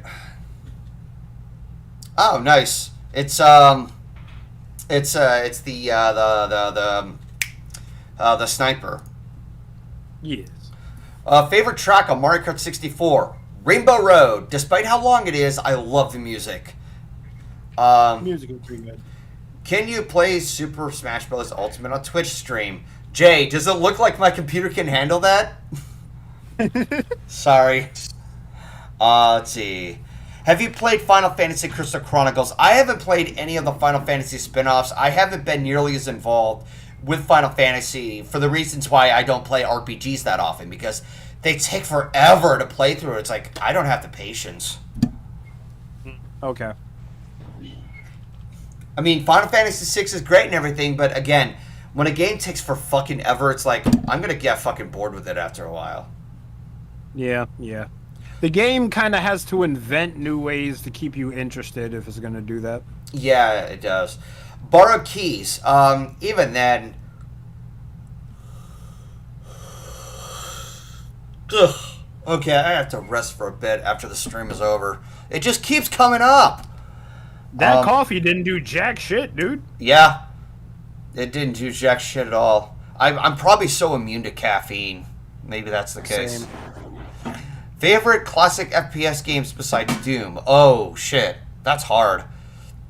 Classic FPS games?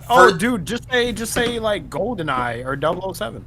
I kind of like GoldenEye for its novelty, for trying to, bring the first-person shooter game to the mainstream. But the controls are frustrating to work with. That's all the controller's fault, because, like, it was on Nintendo It was the cost of 64, wasn't it? Yeah, it was the cost. It was the cost of ambition. By the way, I'm ordering a DoorDash from like a 7-Eleven for like a Red Bull or something. Okay, Yeah. man, you do you. Yeah, I'm also getting myself a little bit of a snack as well, because I'm also a little bit in the mood for a bit of munchies. So, what's the time on this one? We're about 7 minutes left. Okay. So if y'all ever find the GameCube cable... Oh, yes, we did. I found the RGB cable for it. But yeah, first-person shooter. I tried a little bit of Wolfenstein. That one actually handles better at control designs than 007. But then again, that was for a computer, which has a better advantage of whatever capabilities that PC games can have. Which is why they're always regarded as PC master race in terms of gaming. And you're talking about the old Wolfenstein, right? Like not the new Yes. Wolfenstein. The old. Oh yes, 7-Eleven is spelled with the 7-11. All right. It's a mistake. Yeah, it's a mistake all the time because the. All right, so let's see what other questions you have. Favorite level on Star Fox 64? I think it's called Katina. It's the one where you fly with Bill and you get together. The music is fun to listen to. I love that everybody, like, a friend is helping in. It's like a big teamwork. You're taking out this big mothership. It's very reminiscent of Independence Day. I'm not going to lie. Wait a minute. Is that the garbage planet, or is that that the No. one with the flying saucer at the That's end? that's the flying saucer. Yeah. And Okay, yeah, all right. the hatches are open. Stand by to attack. All You gotta units shoot the report. hat, and then it- Yeah, and I actually have a scene from one of the final levels tattooed on my arm from that game. I love it. Oh, Wow. yeah. Yeah. All right, so I got to find a Red Bull here. Steak and- That, if I can ask, Yeah? Fox, Golden, if you were ever to tattoo something from a video game, what would you tattoo on your shoulder or your leg? from I a would video game, if I you would had have to say something related to shit, what was it? I'm thinking Metroid. I would have like a Samus the Samus sign attached to it. But also I have like I'm jotting down ideas for one of those combined tattoos that my brother had that was based off of his love for Mass Effect and Zelda, Gears of War, and so forth. Nice. But I'm planning on doing something a little more universal with a few other things, like something with the Lion King and my love for guitars. You know, something that's more. Yeah, let's go for a 20 ounce. Get the big boy. Get the big boy. Yeah, get the big boy. Wake up! Get the big boy you. And I do that while I fail to clap my hands. Wake up! Oh. Yeah, no, I was thinking that too. Like Chop Suey's now in my head. Wake up! Grandpa, put a little makeup. Why do you leave the keys on the? Why do you leave the keys on the? You wanted to. Yeah, party time. Let me see if there are any other questions so far, so that way, let's see. Golden, have you ever played Perfect Dark? I've heard a lot about Perfect Dark. I haven't played it yet.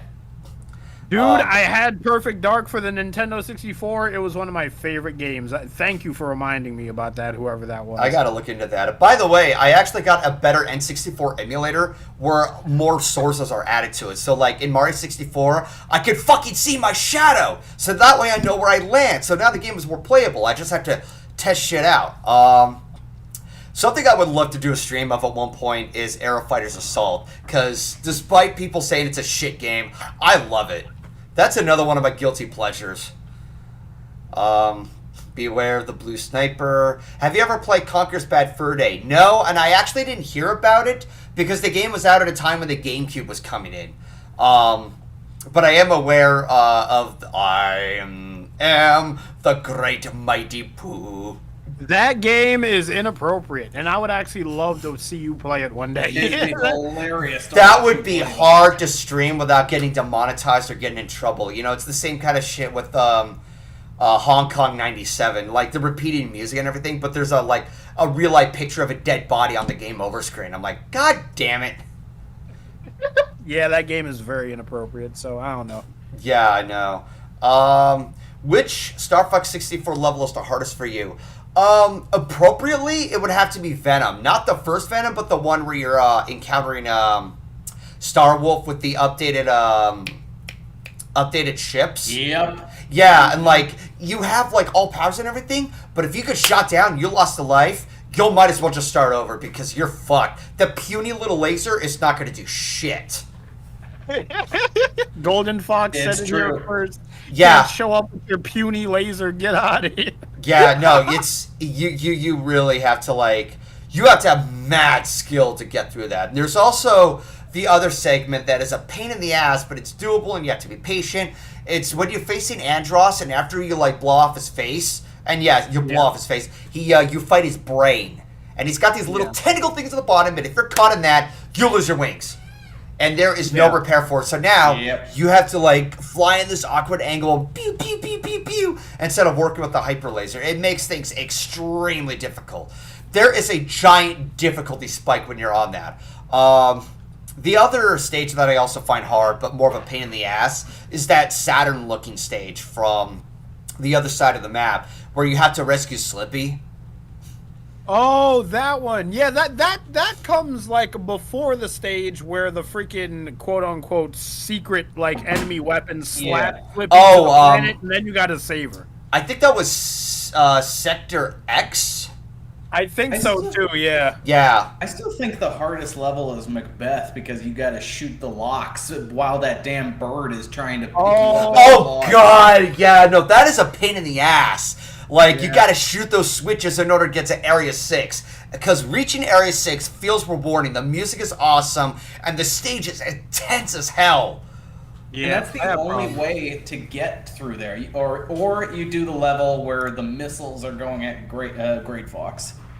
Yeah. Yeah, incoming enemy missiles! There's actually a thing where, you know that if you fail to shoot all the, those, carrot-looking missiles, Slippy goes on, ah! But at one point, because Slippy wasn't there, somebody would take his place, and instead of Slippy, it was Falco, and he was like, ah! And I was laughing so hard. It was ridiculous.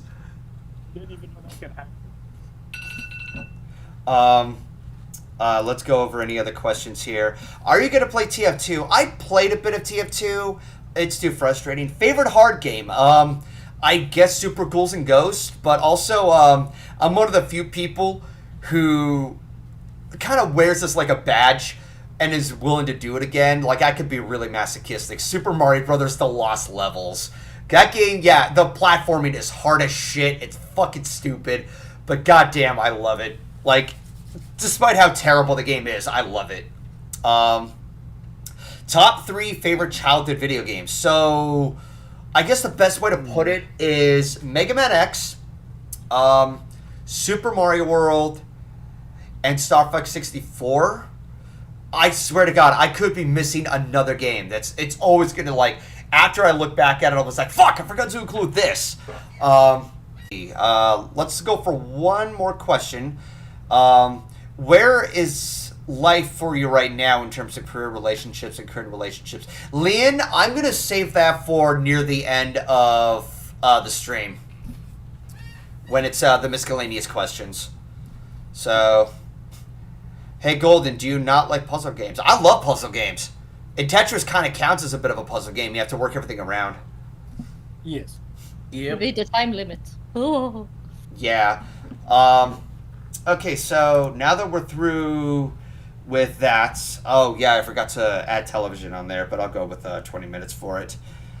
So, starting now, go ahead and give out your television questions. Meanwhile, I still have to finish ordering DoorDash. What's in my cart right now? Yeah, that actually works a little munchy. Actually, I want to see if I can get something a little more than just a steak and cheese taquito. I got a dash, but it was fun. Have fun. Bye. All right then. Bye. Bye. Bye. Oh my God! What the hell? It's like a mixture between that guy who goes all gay and something else.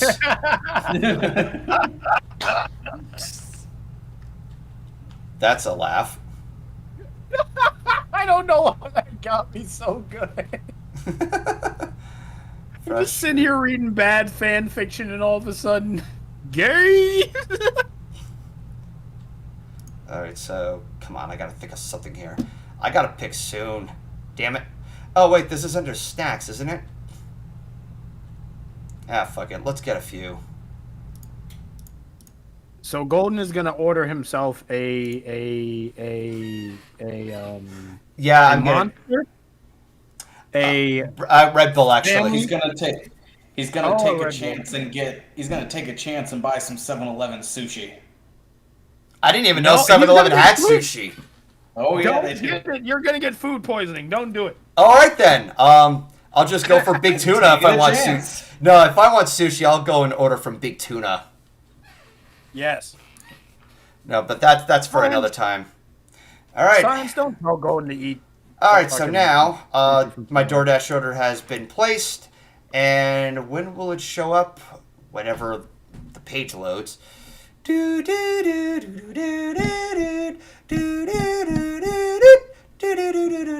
had it one time just because I was super hungry and super curious. Didn't feel anything, but it was weird nonetheless. What the hell? Oh man, I gotta fix that. Things are gonna look a little weird on the lighting here because I gotta fix a little mistake for the streaming. So I better get started with the question. So, what's your favorite show that's currently airing? Oh fuck, I should have seen that coming. I guess Castlevania, but I haven't been caught up with it because that's the thing. Because I've been so focused on working with Friendship as Magic, everything has gone on the wayside of everything else, even when I try to get into them. I try to watch more of DuckTales, but I lose track. Steven Universe Future, I lost track. I've heard a lot about Owl House. I still have yet to check it out. Fuck, dude. I can't really, I can't have a clear answer for that. Did you see Good Doctor / Lucifer on Netflix? No, I haven't. I haven't even heard of it. What's your favorite Cartoon Network show? Rooting back to my childhood, I loved Ed, Edd and Eddie. Yes. Yeah, because I thought it was the only one who liked it. Because while Powerpuff Girls is having all this hype and is having all kinds of merchandise and shit, Ed and Eddie was just like left in the shadows. I'm like, am I the only one who likes Ed and Eddie? Because at one point it was briefly off the air and then it was brought back again. Did you see the TV movie for Ed, Edd and Eddie? No, that was out in 2009, which was at a time when I was in college and I was focusing on other shit. Okay. Yeah, no, that was Was that the Golden Jawbreaker one, or the one where they go looking for Eddie's brother? The one where they go looking for Eddie's brother and he turns out to be a dickhead. Yeah, I've heard a lot about that. Yeah, I still have yet to check that out. I really ought to. But yeah, the thing about Ed and Eddie is that I like that Eddie was coming up with so many like creative marketing ideas, even when it came to something incredibly bizarre. Like he's always doing it with his own ego and everything, and aiming to get his love of jawbreakers, which he was very narcissistic, and I didn't really take that into account. I just like that he was able to be vocally communicative compared to, like, Ed being a doofus or, what's the term? Double D being a doormat, sort of. Yeah, like, Eddie was more talkable, and that's why I liked him at first. Eddie would be one hell of a used car salesman. Yeah. Yeah, he would be. Oh, he would very much be. Like, there are times I understood his frustrations. Like, there was, like, this weird episode, and this became a joke with everybody else, about celebrating Christmas in July. I'm like, why is this a thing? Oh, You this would episode, be mad. yes.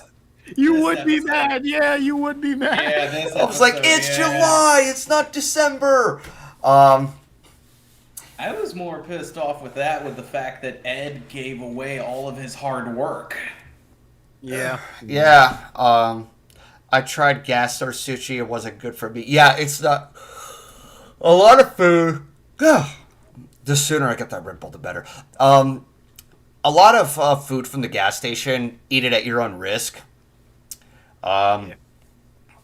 Okay, so do you watch anime subbed or dubbed? This is going to be a little touchy for me to answer. I can watch an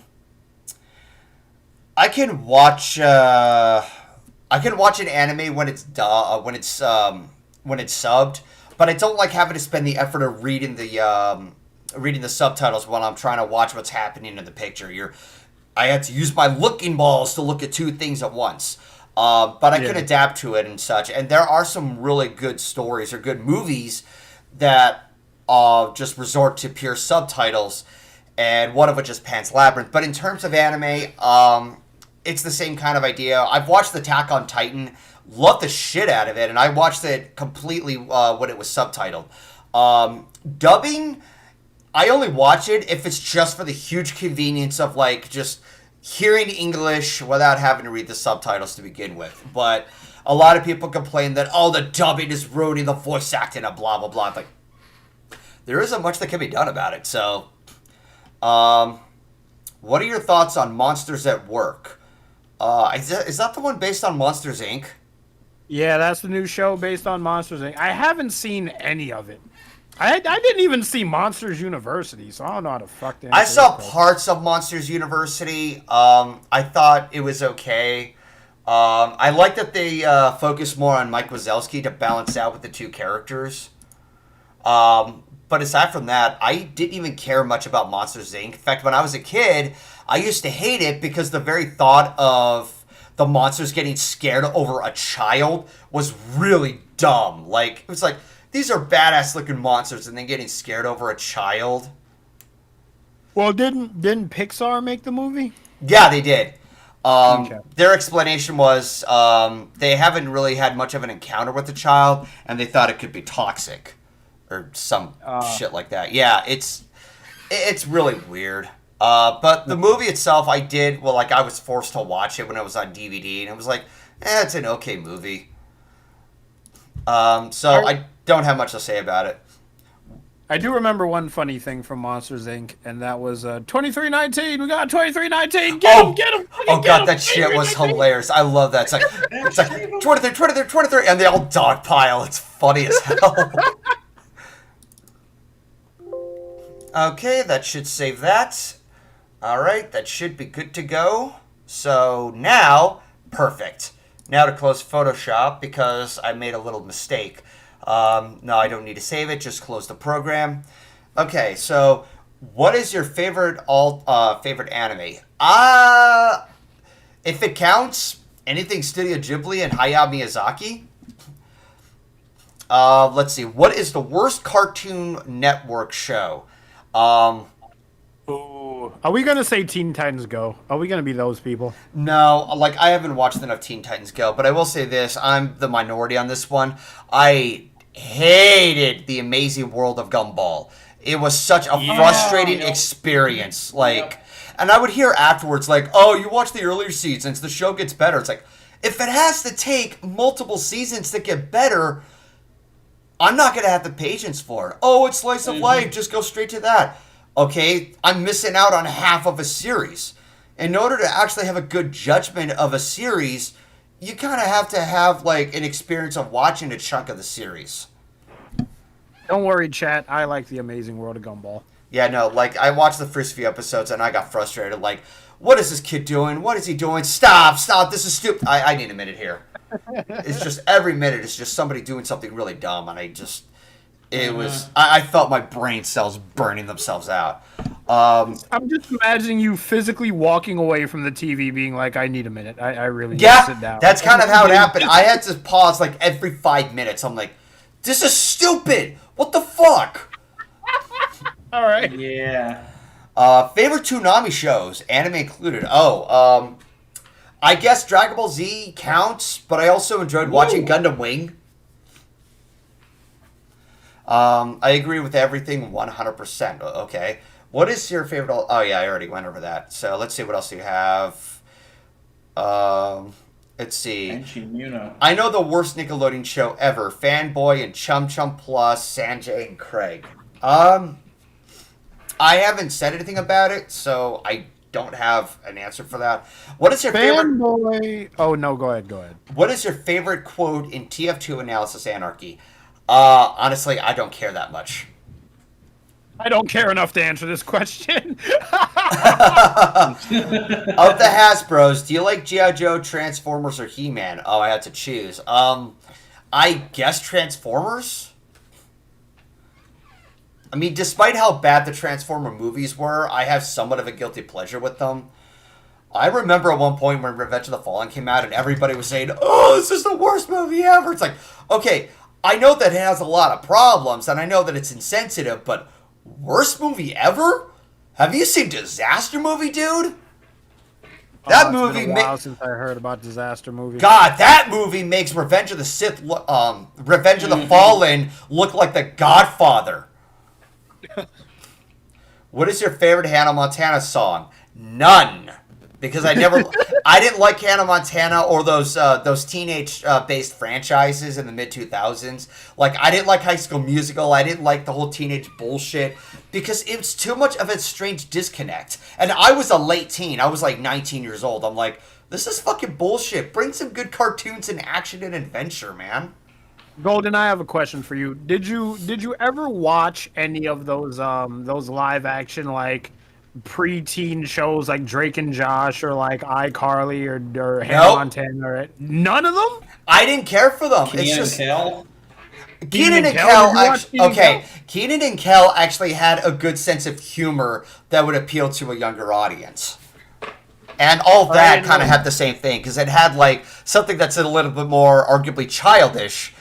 And at that point, it's like, yeah, you know, I can see what they're doing here. They're doing something funny for a younger audience that even adults can just, like, laugh at. But that's not saying much. I didn't care about Kenan and Kel that often. But when it comes to those, like, high school drama and doing stuff about being a rock star or something like that or being a cool kid at school, I didn't care. I didn't fucking care. School was the last thing I needed to be reminded of. School sucks. I need I need to make a poster where it's you giving a thumbs up, and next to you it just says "School sucks." GoldenFox. I'd be like that. Sucks. I would be that one bum dude from Mr. Deeds, where that bum guy is like, "Schools for fools. Look at me." I was going to mention Drake and Josh, but was hesitant because of recent events. Yeah, I remember that. I even watched the court case about it. Like, holy shit. Oh, yeah. Yeah, I remember that. That's just one of those things where a celebrity thinks that they're so high and mighty that they can be above the law. No. I'm Drake. They're never going to catch me. Fame and popularity does not excuse you to commit crime. Get that to the thick, egotistic skull of yours. Anyways, but yeah, I'm probably gonna make so many people mad. Like I think I already made people mad because I don't like Gumball. There's some people who are saying, "Oh, give it another chance." I did. I gave it 5 episodes and I hated it. Dude, if you don't like Gumball, you don't like Gumball. I love Gumball, though. It's just like that. Okay, so James55, would you like to review an episode with me? I don't know you, dude. Yeah, people who ask me for collabs, I hate to break it to you, but it has to take an experienced reviewer, and it also depends on their quality. I know that sounds like favoritism, but there's also a good number of effort that you can actually put into, and I do recommend you do that. You know, you kind of have to earn it. Yeah. Which is better, Transformers: The Last Night or the My Little Pony movie? Thomas the Tank and Railroad or SpongeBob SquarePants Out of the Water? Okay, I haven't watched much of those. I don't know what My Little Pony movie you're referring to. If you mean the 2017 movie, I would pick that. If it's the 1986 movie, goodbye Cruel World. No, none. That's burn. Yeah. Let's see. Could I recommend these reality shows called Paranormal Caught on Camera and Expedition Unknown? I don't care much for sitcoms. Those are not sitcoms. Those are not sitcoms, dude. Okay. Those are looking for like the Loch Ness Monster and ghosts. Yeah, those are like unexplained mysteries and shit. Okay, well, I still wouldn't care. Remember, kids, Netflix is expensive, but Kim Cartoon is...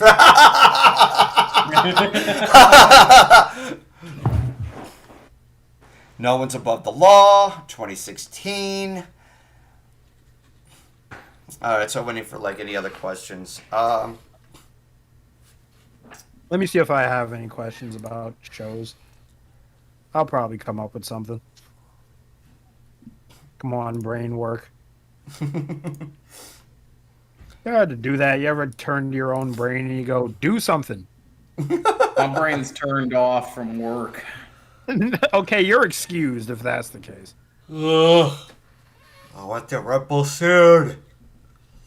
They're going to get you your freaking Red Bull. The way you said that, like... Chug half of that to your dome, and you will feel alive and awake. Like I'm just gonna be like, shocked the car back. I was told that one of the energy drinks, I forgot what it was called, that if you like chug an entire like can of chug of it, it could kill you. Which Redline. Yeah, I've heard some stories of people who indulge themselves in so much energy drink that it costed them their lives. Like. Yeah, Redline. They pulled it just for that. Yeah. This is more of the other people in the call. What's your favorite Netflix show? Okay, in this one, I kind of have a fair assessment to say. I love the Castlevania show. Lucifer. For me, it's BoJack Horseman. I've heard a lot of things about BoJack, and again, I've been meaning to watch it, just couldn't get around to it. But the thing I loved about the Castlevania show is something that a lot of people constantly say that, oh, the anime's got nothing to do with the game. Yes, it does. It's based on Castlevania 3. You even have one of the characters who you play as, and not to mention you have Alucard, who you also play as. The only thing missing from the source material is that one guy with he throws knives, and he's got like some kind of I forgot what it was. Like, he's got some kind of hat on him or some kind. It has more to do with the game than you think. Hey, added character for the next season. Yeah. I think they're just saying that because, oh, there's no Simon Belmont. Like, okay, that doesn't mean anything. Trevor Belmont is Simon Belmont's grandfather. I think that later in the series they'll introduce him with, like, some kind of timeline loop or some shit. I don't know. But, like, saying that has nothing to do with the game, it has more to do with the game than you think. Yeah. Do I cook? Yeah, but that's not television. Do you cook? Do you cook on TV? Are you opening a show called Cooking with Golden? It'd be one of those cooking competition shows, like making your own cake and shit. Like, there's been a couple of those shows. Oh no, dude! I feel like I'd lose. Yeah, I'd definitely lose if I'm cooking against you. I don't cook anything. What the fuck? Hi there, folks. My name's GoldenFox, and let's turn up the fire with the Phoenix Fire. That sounds like a Jackass skit waiting to happen. Have you watched Amazon's Invincible? Nope, because I don't have Amazon Plus or whatever the hell that is. Thoughts on Clone Wars or Bad Batch? I haven't been that much involved with the Star Wars TV spin-offs. I will actually say this much. As far as Star Wars goes, I mostly just like the original trilogy. The prequels were okay. And yes, I even thought that the recent Star Wars movies were okay. Like, it's got its problems. But I kind of steered further and further away from the Star Wars as a whole from the community. And a huge chunk of that is because of the toxicity. It's fucking disgusting. So yeah, the clock just went off, and it's going to be time to move to the next topic. Let's see if I can get one more question in regards to television. So, do you like cooking shows? I really don't care about it. Have you ever heard of this cooking show called Worst Cooks in America? Oh, dude. That sounds like fun. Wait, what? Worst Cooks in America? Oh my god, dude. I burned water.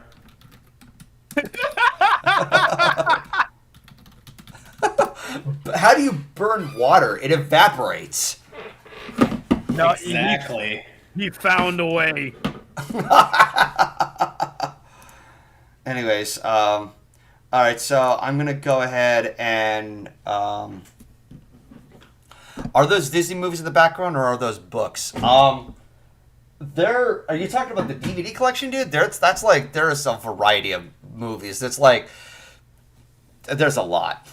Thank God I stopped watching 1,000 Ways to Die. Oh, 1,001 Ways to Die. God, that Paranoia show. Yeah, no, that is one hell of a series. I remember when I was shown that. Odie, you son of a bitch. Me and Odie have been fawning over the Owl House. It's like, if you haven't watched the Owl House, how dare you? It's like, well, okay, look. After the stream, I'll watch like the first episode of Owl House just to shut up, shut you up.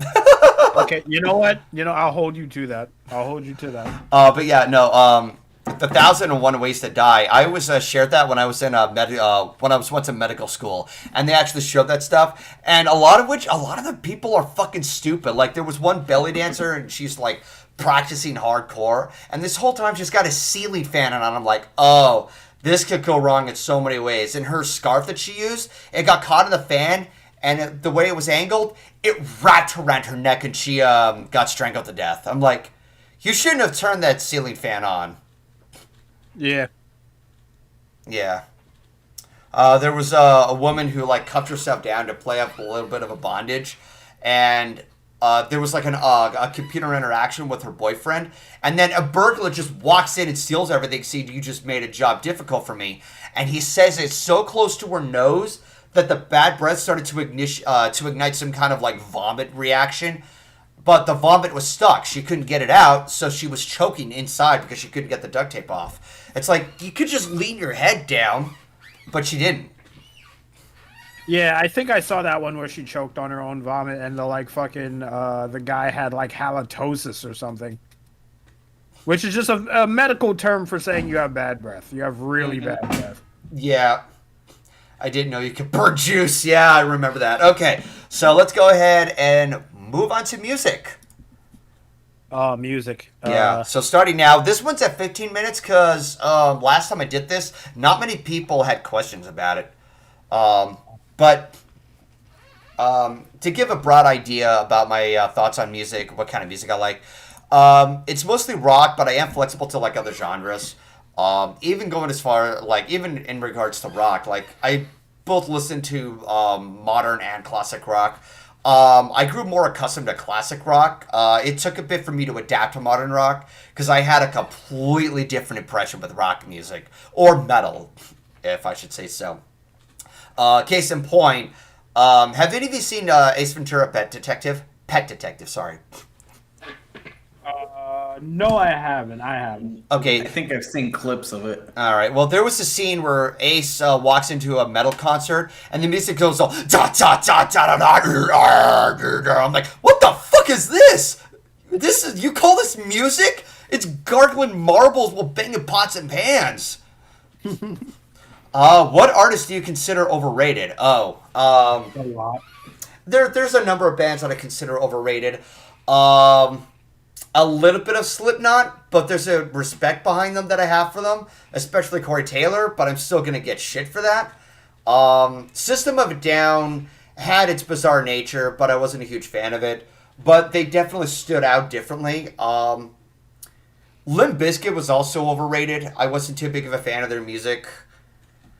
Really? Yeah, like, there was, like, one or two songs that I heard from them, and it didn't leave that much of an impression. Like, I used to like their music, but I just didn't care for it over time. Let's see. Who's your favorite musical artist and band? If I had to narrow everything down, Boston was one of my favorite bands growing up, with a huge chunk of classic rock. Queen is definitely one of them. Queen will always be the iconic band that you cannot deny is amazing.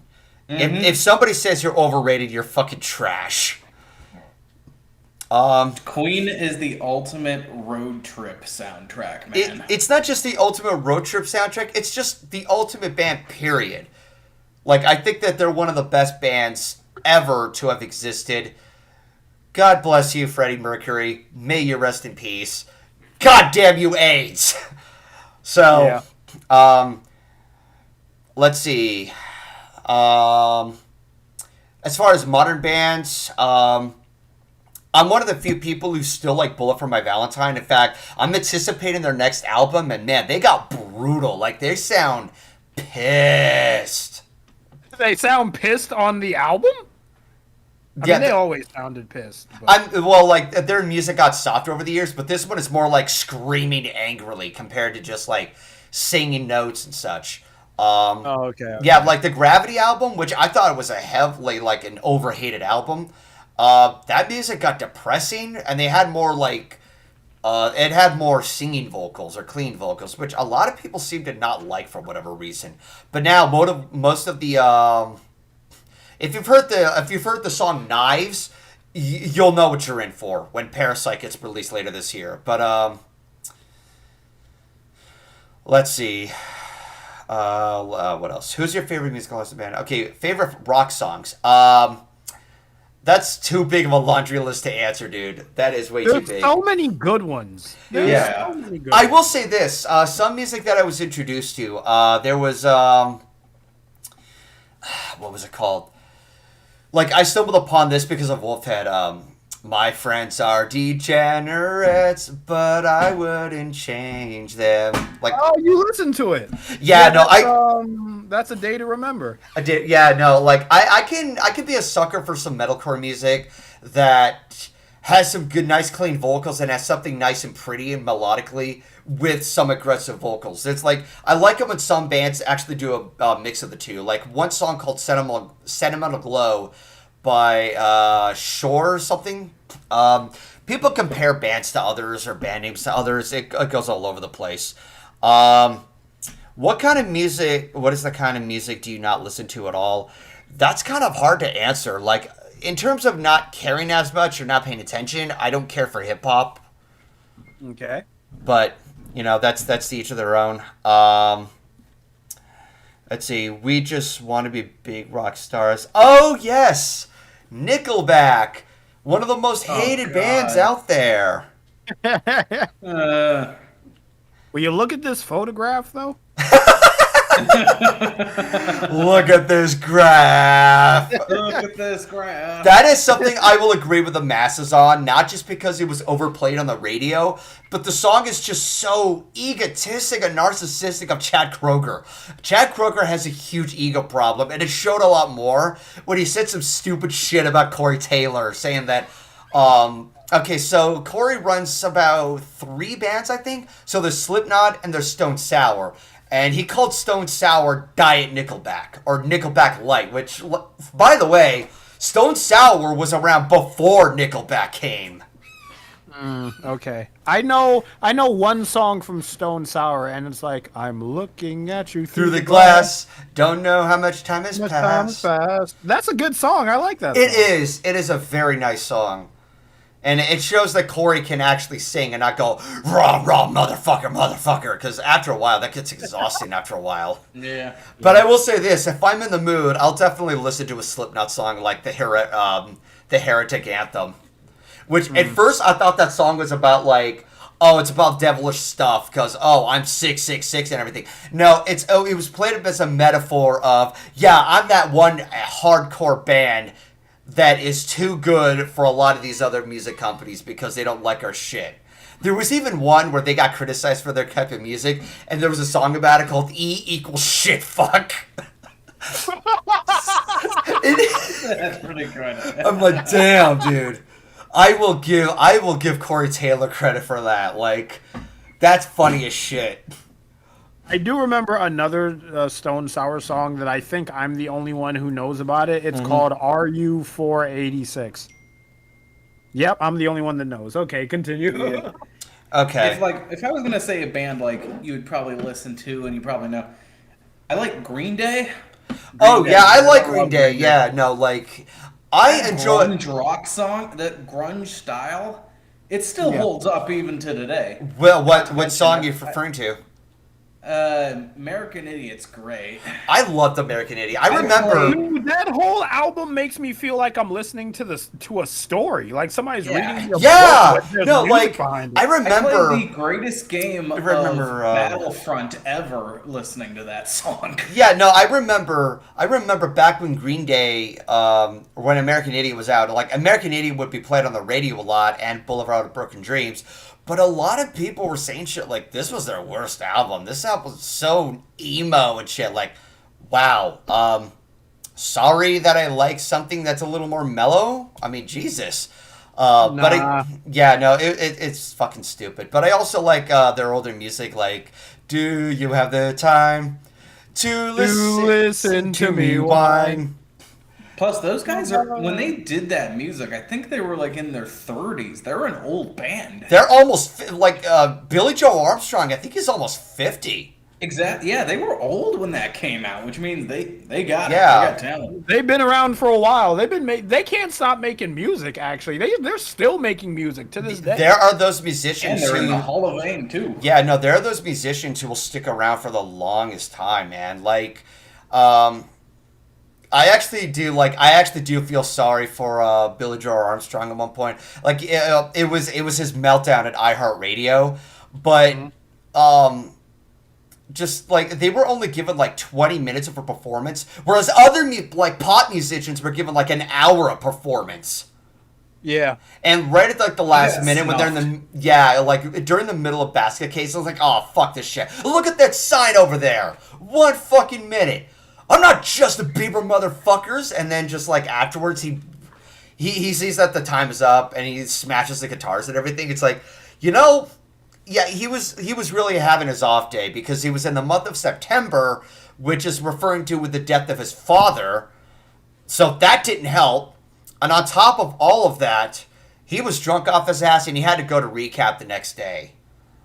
But during that shit, it's like, that was so, like, why did you guys even include them to begin with? Oh, because they're a marketable band.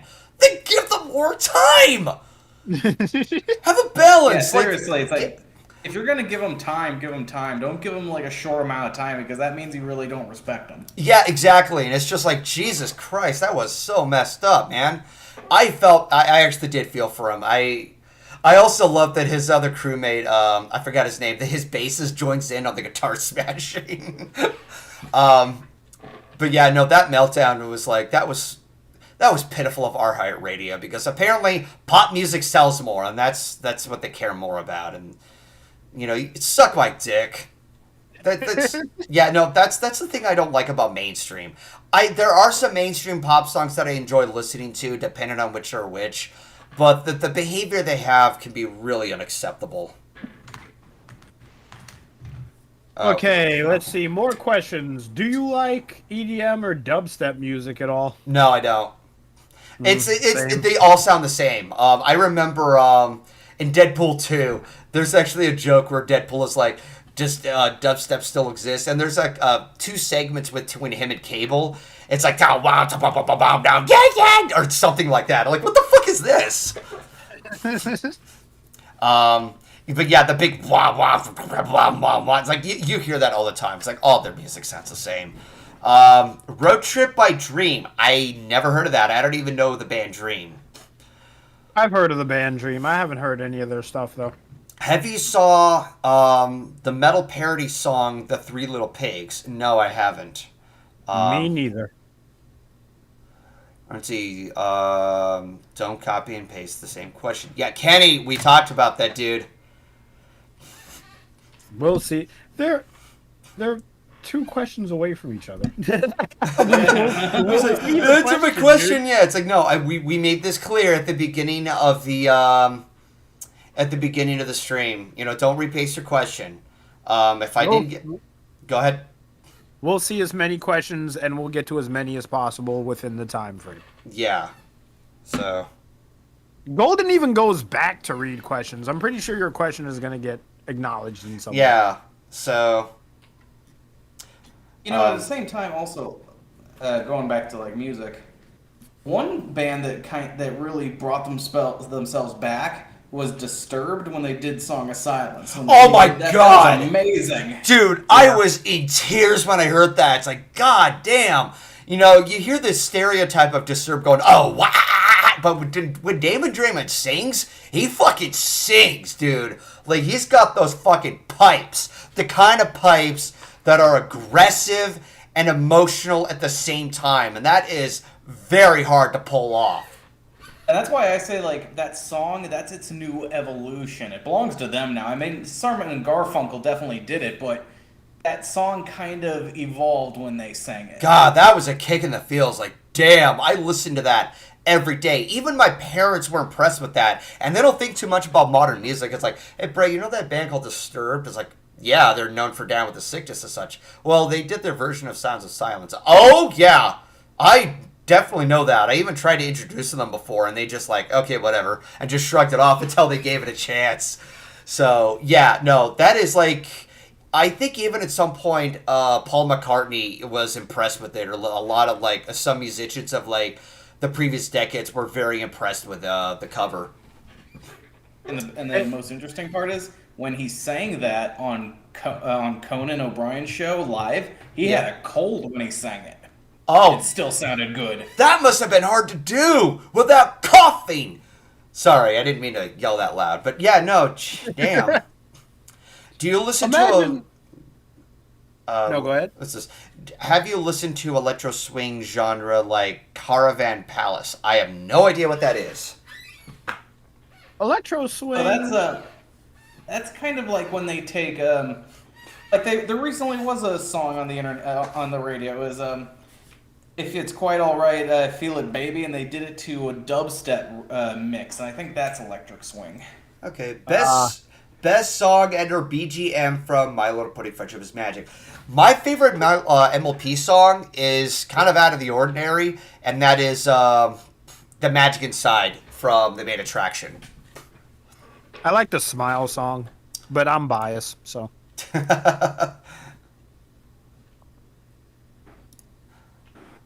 Okay.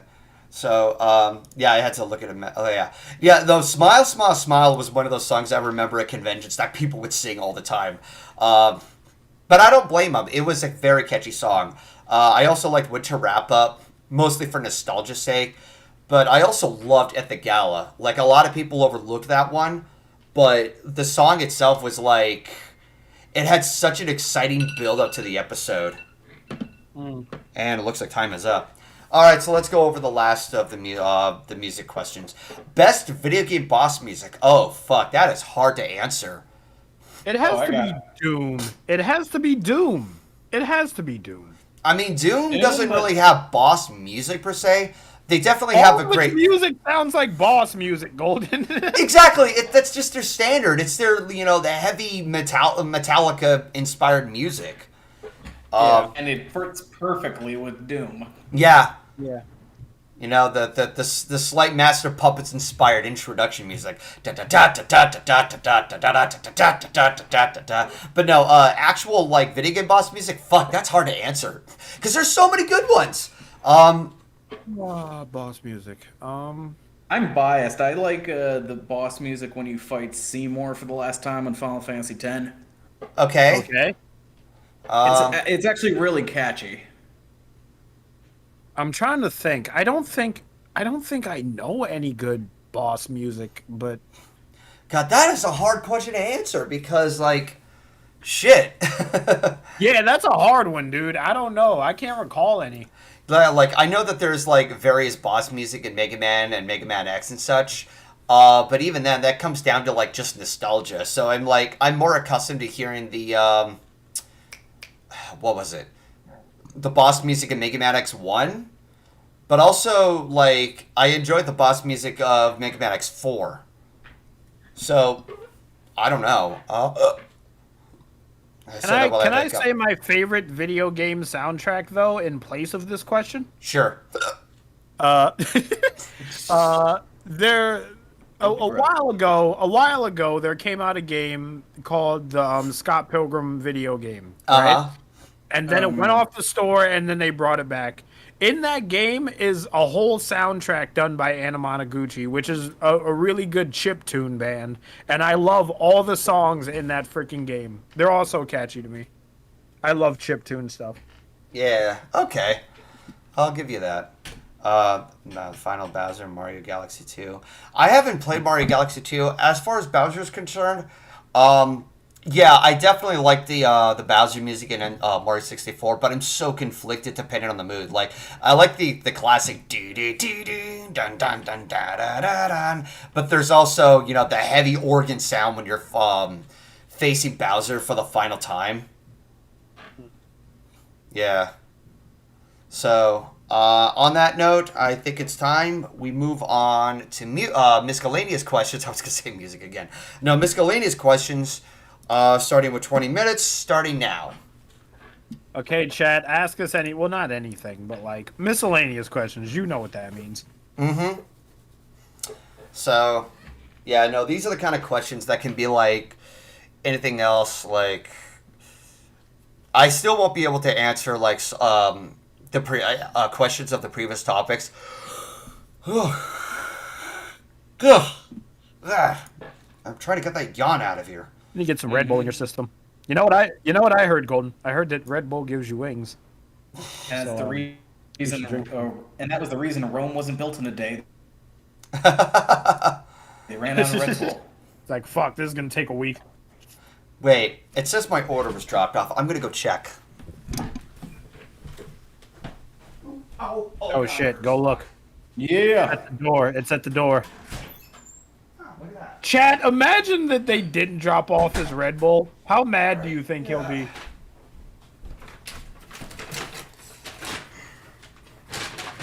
Yeah.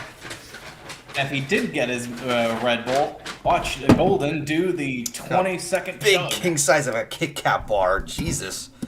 I forgot that he ordered that. So now do a chug challenge. All right. Red Bull, motherfuckers. If I can... there we go.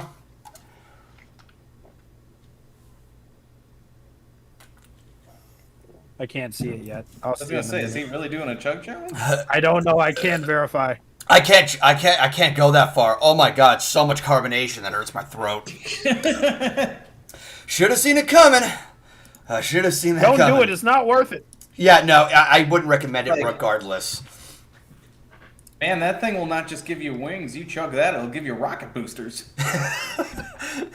I'm now just imagining that GIF that I always post in the Discord server where a guy jumps and like fart rockets his way off. But yeah. Oh. Ah, there's the video evidence. Yep. Yeah, he took a little baby sip. Yeah. I was going into it and like, I was like, oh fuck. All right, so. As soon as it hit the back of your throat, you were like, "This is a bad idea. Why am I doing this?" All right, so moving on with the miscellaneous questions, we have from Equestria Guy 637. What is the meaning of life? Birth, having fun, and death. And titties. 42. Titties. Have you ever seen that picture where it was like, "Oh, anime girl of the lake, what is your wisdom?" And she's like, "Life is hard and cold, and titty is soft and warm." You didn't see that picture? No, I haven't, but goddamn, that makes perfect sense. That sounds pretty good. That's funny. This is why I love memes. They're just too good to be true. They're so true. They're funny. But let's see. Do you ever play Yu-Gi-Oh? If you would, who are you gonna duel with? Voice of Reason or Jordan Lego Comics? Neither, because I don't care for Yu-Gi-Oh. Duel me in Yu-Gi-Oh, you coward! I don't know how to play Yu-Gi-Oh either. What am I talking about? Yeah, I was gonna ask. Like, excuse me? Start up this whole YouTube drama. I'm gonna release a video that's like GoldenFox afraid to play Wolfhead in Yu-Gi-Oh. If you could beat up any fictional character or give them reasons you suck speech without consequences, who said character would it be and why? Oh. Without any consequences, it's fair game. It's fair game. I mean, even without consequences, there's still a part of me that would be immoral that I had to take accountable for. Like, as much as I would want to just pound Diamond Tiara, she's still a kid, and I literally cannot do the same thing with Spoiled Rich. Yeah, because I don't even think she's a character. She's just a plot. Plot point. Yeah, she's just a plot point. That's all it is. Or a plot device. Which one is it? Plot point? Plot device, yeah. She's not even a character.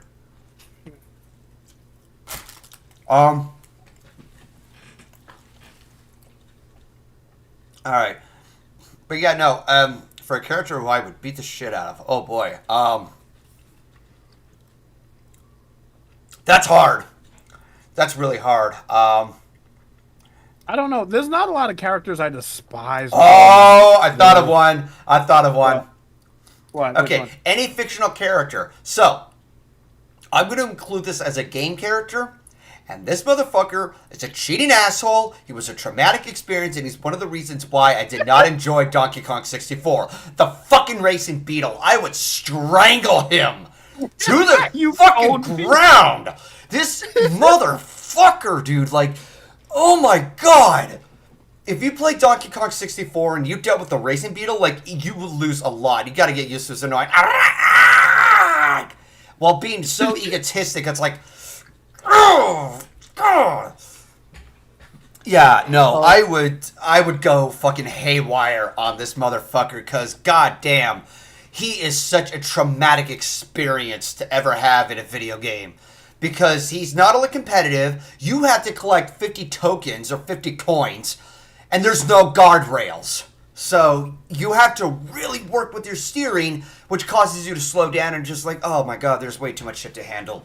Jesus Christ. Wow, I went off the deep end there. You went on a tirade, dude. You feeling okay? Yeah, I know.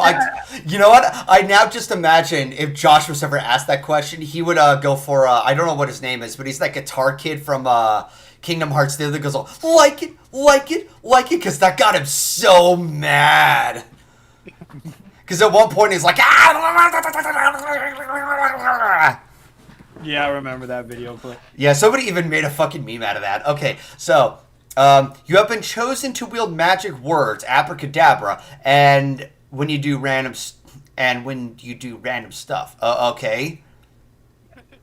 That's such a random. Anyway, next. That's not even a question. What's the best meme you've ever seen apart from the memes you just mentioned? Oh my god, I can't even figure that out. Like, Chad, do you know what my favorite meme is right now, right at this moment? Go ahead.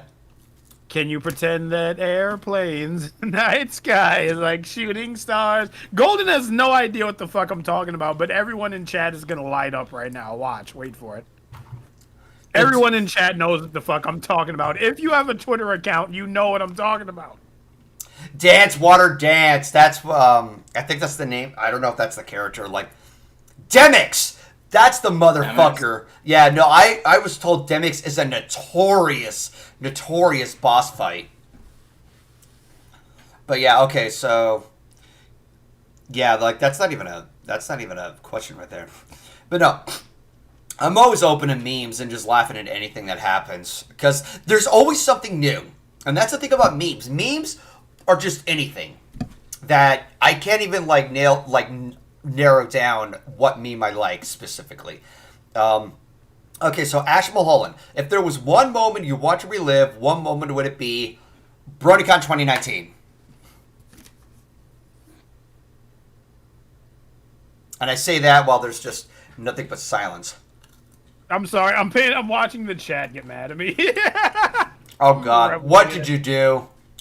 I said that the fucking, what is it, the Mordecai thing? Yeah, there's a ship between Mordecai from regular show and Twilight Sparkle going on right now. And the way you initiate people's hate for the ship is that you go, can we pretend that airplanes in the night sky are like shooting stars?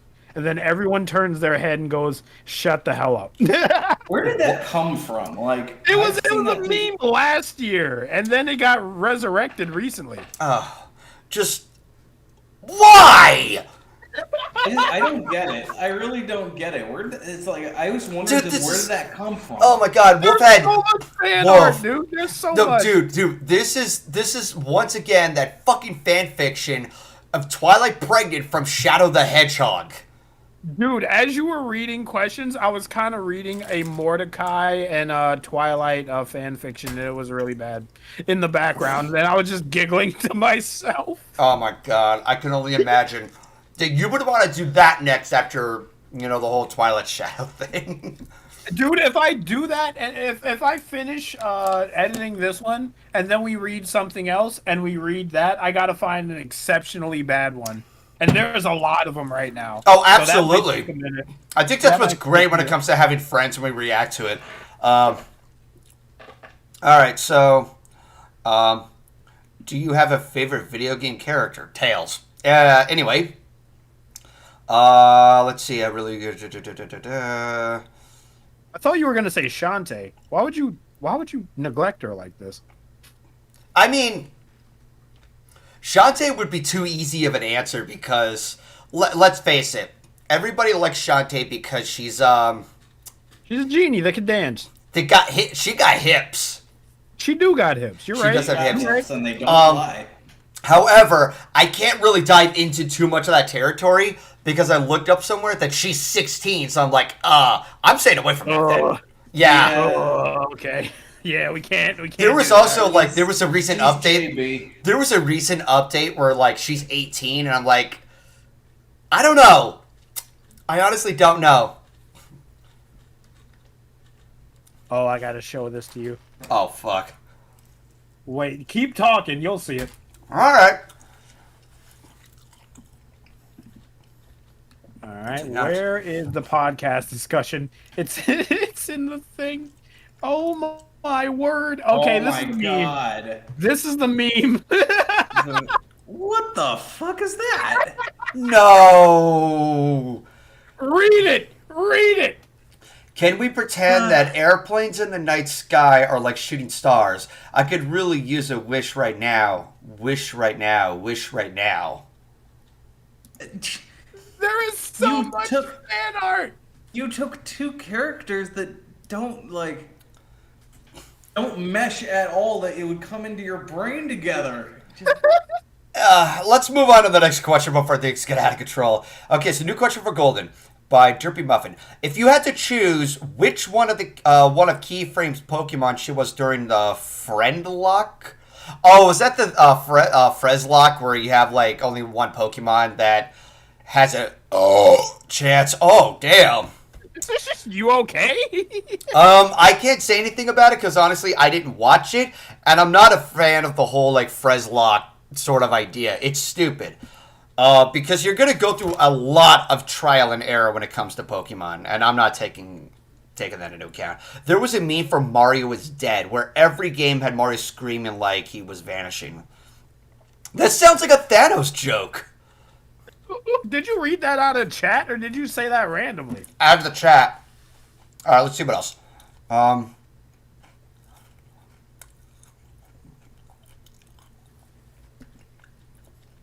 If Wolfhead dare you to $15 to read a Twilight Mordecai, I'm guessing he means fanfic.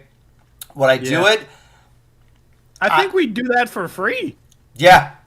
Like, if we'll just read it and just laugh at it. Because that's the whole point. Like, there was actually somebody asked me if somebody paid me to cross-dress. Like, dude, I would fucking do it for free. Yeah. Goldie skirt.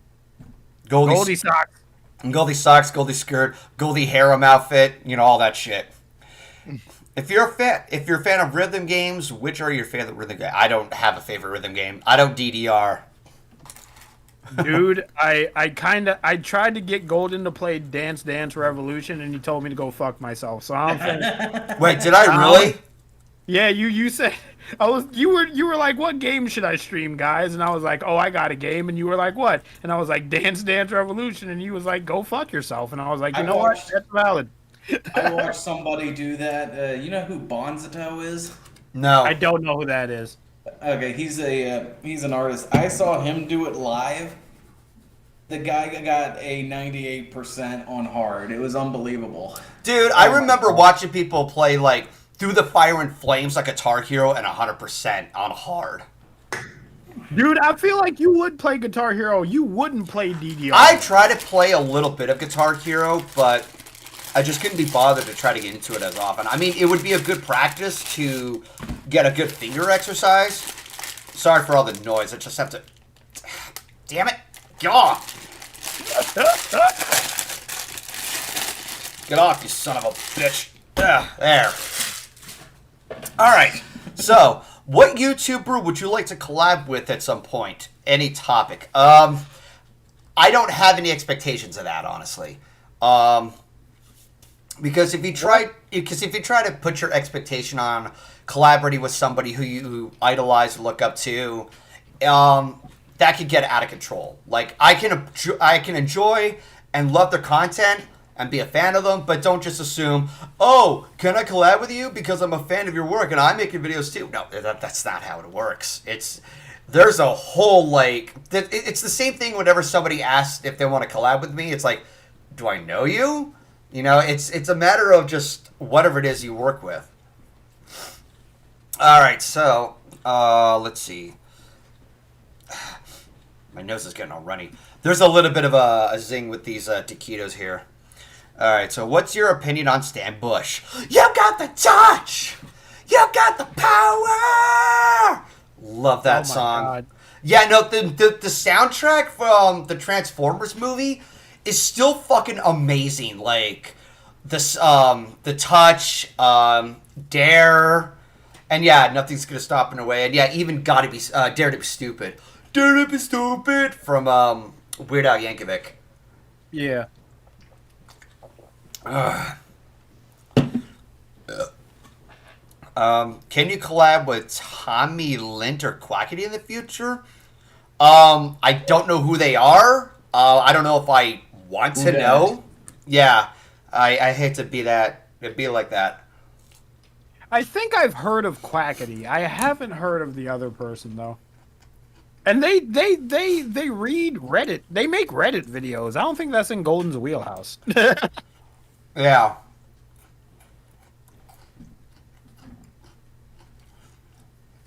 So I'm sitting here waiting for another question.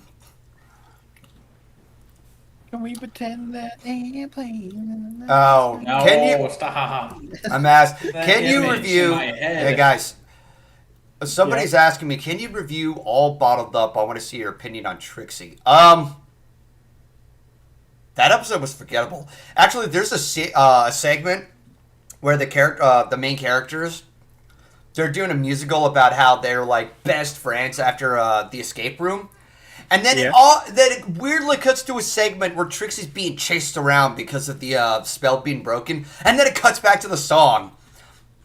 It was just weirdly edited. It's like, best friends, help me! Best friends, completely ignoring what just happened. That's so weird. And people argue like that's the point. It's supposed to show their progress compared to Starlight and Trixie's. Trixie's and Starlight's friendship barely even started. That's a little unfair to make a comparison of. I will say this, though. I do like Trixie and Starlight's friendship. Whenever I think of their personalities, I'm like, you know what? You two would be friends, wouldn't you? And I watched that episode live at BabsCon, and when Trixie said that she loved Starlight, the entire crowd exploded. Yeah, they fucking would, wouldn't they? They totally exploded.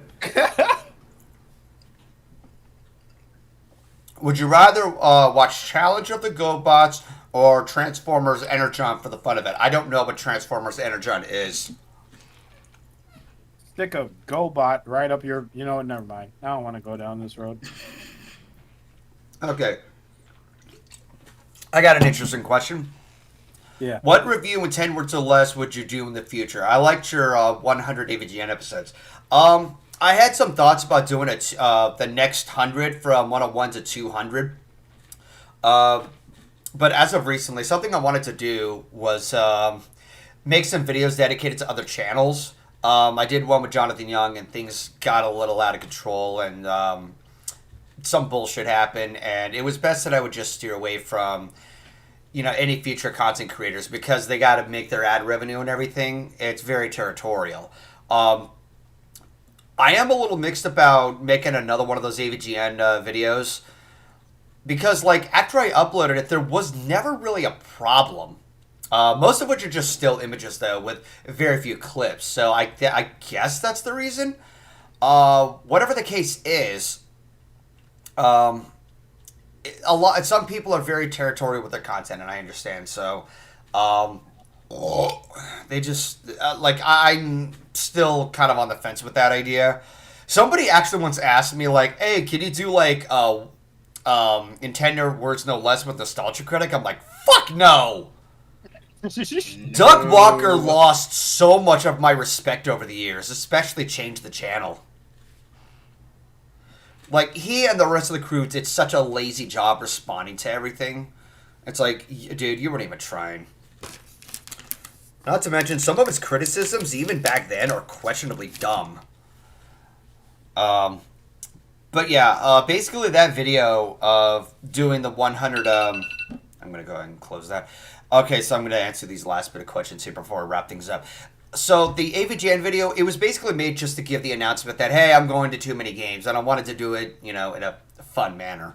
I definitely have the unpopular opinions that I didn't like the Superman 64 review. I didn't know, and like at that time, it was long before there would be another, like a part 2 of Superman 64. And by comparison, it did a shit ton better job because it explored a lot of the background of the game itself and not just fly through rings. This game is horrendous. This is shockingly bad. No shit! It's one thing to say it's a bad game. It's another to repeat yourself.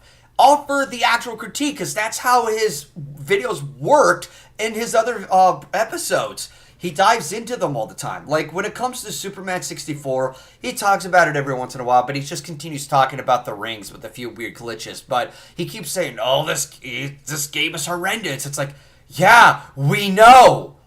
Dive into the detail of what's bad, not just saying it's just bad. So the dialogue was very repetitive.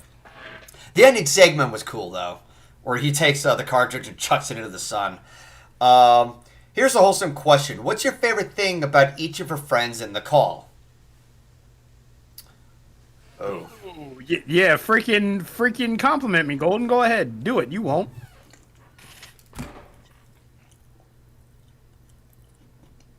just enjoying each other's presence and just escaping the bullshit in life. You know what? I'll take it. Yeah. Life can suck. Yeah. And friends make it better. Yeah, like every once in a while we'll have a screen share where like we'll watch a movie together, or we'll have like we'll watch a couple of YouTube videos. Like I've shared a numerous amount of karma videos, and I love that shit, especially the traffic ones. So it's the same concept, but it's still cathartic. Like somebody cuts somebody off, or they like go into one of those lanes where you pull over, but they use it to cut traffic. And the next thing I see, dude, I see a police car chasing them down. Like, yeah, get them.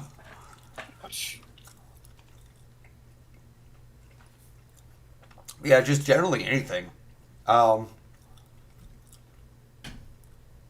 Okay, so here's another wholesome question. What kind of music do you listen to in order to relax? Piano music? Soft atmospheric music? It really all varies. I listen to lo-fi. I listen to lo-fi a lot. Yeah? If I'm like doing something or like I need something to play in the background, I either listen to lo-fi or I listen to like Game Grumps. And those are two totally different things, but usually it's lo-fi. I listen to the Rat Pack. Oh, something that, wait, nap rap? You mean Hush Little Baby? Rat Pack. Oh, okay. Rat Pack. Okay. Okay, so let's see. Retro, when this ends, I'm going back to see the video. When was Owl House like a good estimation? I have no idea what that means. Sorry if I asked this before. What game would you do a speed run race project on with your friends, like getting through the entire game and beating the final boss first? I mean, just for fun. I was actually asked by a Charky to do like a speed run competition on Mega Man X, but even then, I'm not really that good of a speed runner, and personally, I'm not into actually doing speed runs, because if you're good at doing a speed run of a certain game, that's you conquering the game so much that it's no longer fun to play. You actually have to be accustomed to that because that's your only challenge. If you try like readjusting to playing the game casually, it just feels mindless and numb. That's why I don't anticipate to doing actual like speed runs. I do respect the people who actually do that stuff, and there's a channel that I watch that is just an endless amount of people who are good at speed runs, called Games Done Quick, or GDQ, I think it's called. That's some pretty cool initials, by the way. But some people say, oh, this stuff is cringe. It's like, it's cringe to watch somebody masterfully play through a game in a very fast pace. That shit can be amazing sometimes. There was actually a recent one where there was a huge competitive competition where there were 3 players trying to play through 100% a speed run of Super Metroid. And I saw some people go in different directions of like, shit, it's hard to tell who's going which. Those two were coming at each other, and it's like it switches back and forth, and that becomes engaging. All right, so okay, here's the last question. Jay Phoenix, how about if you collab a song with Wilbur Scoot or Derv Cat? I don't know who they are, and I'm sorry. Who the heck was that? Hey, can you collab with some of these YouTubers that you've never seen before or heard of? it would really lift my spirits if you can do that, please. I'm sorry if I sound like an asshole, but at the end of the day, it's like, what? So, I think it's time we wrap things up. And I'd just like to say, for those of you who anticipated, thank you very much for your anticipation. And I do hope that you enjoy with the answers that we had. And I do hope that we can continue this tradition sometime in the future. And until next time, I'm GoldenFox, and take care. Bye-bye. Yep. Bye.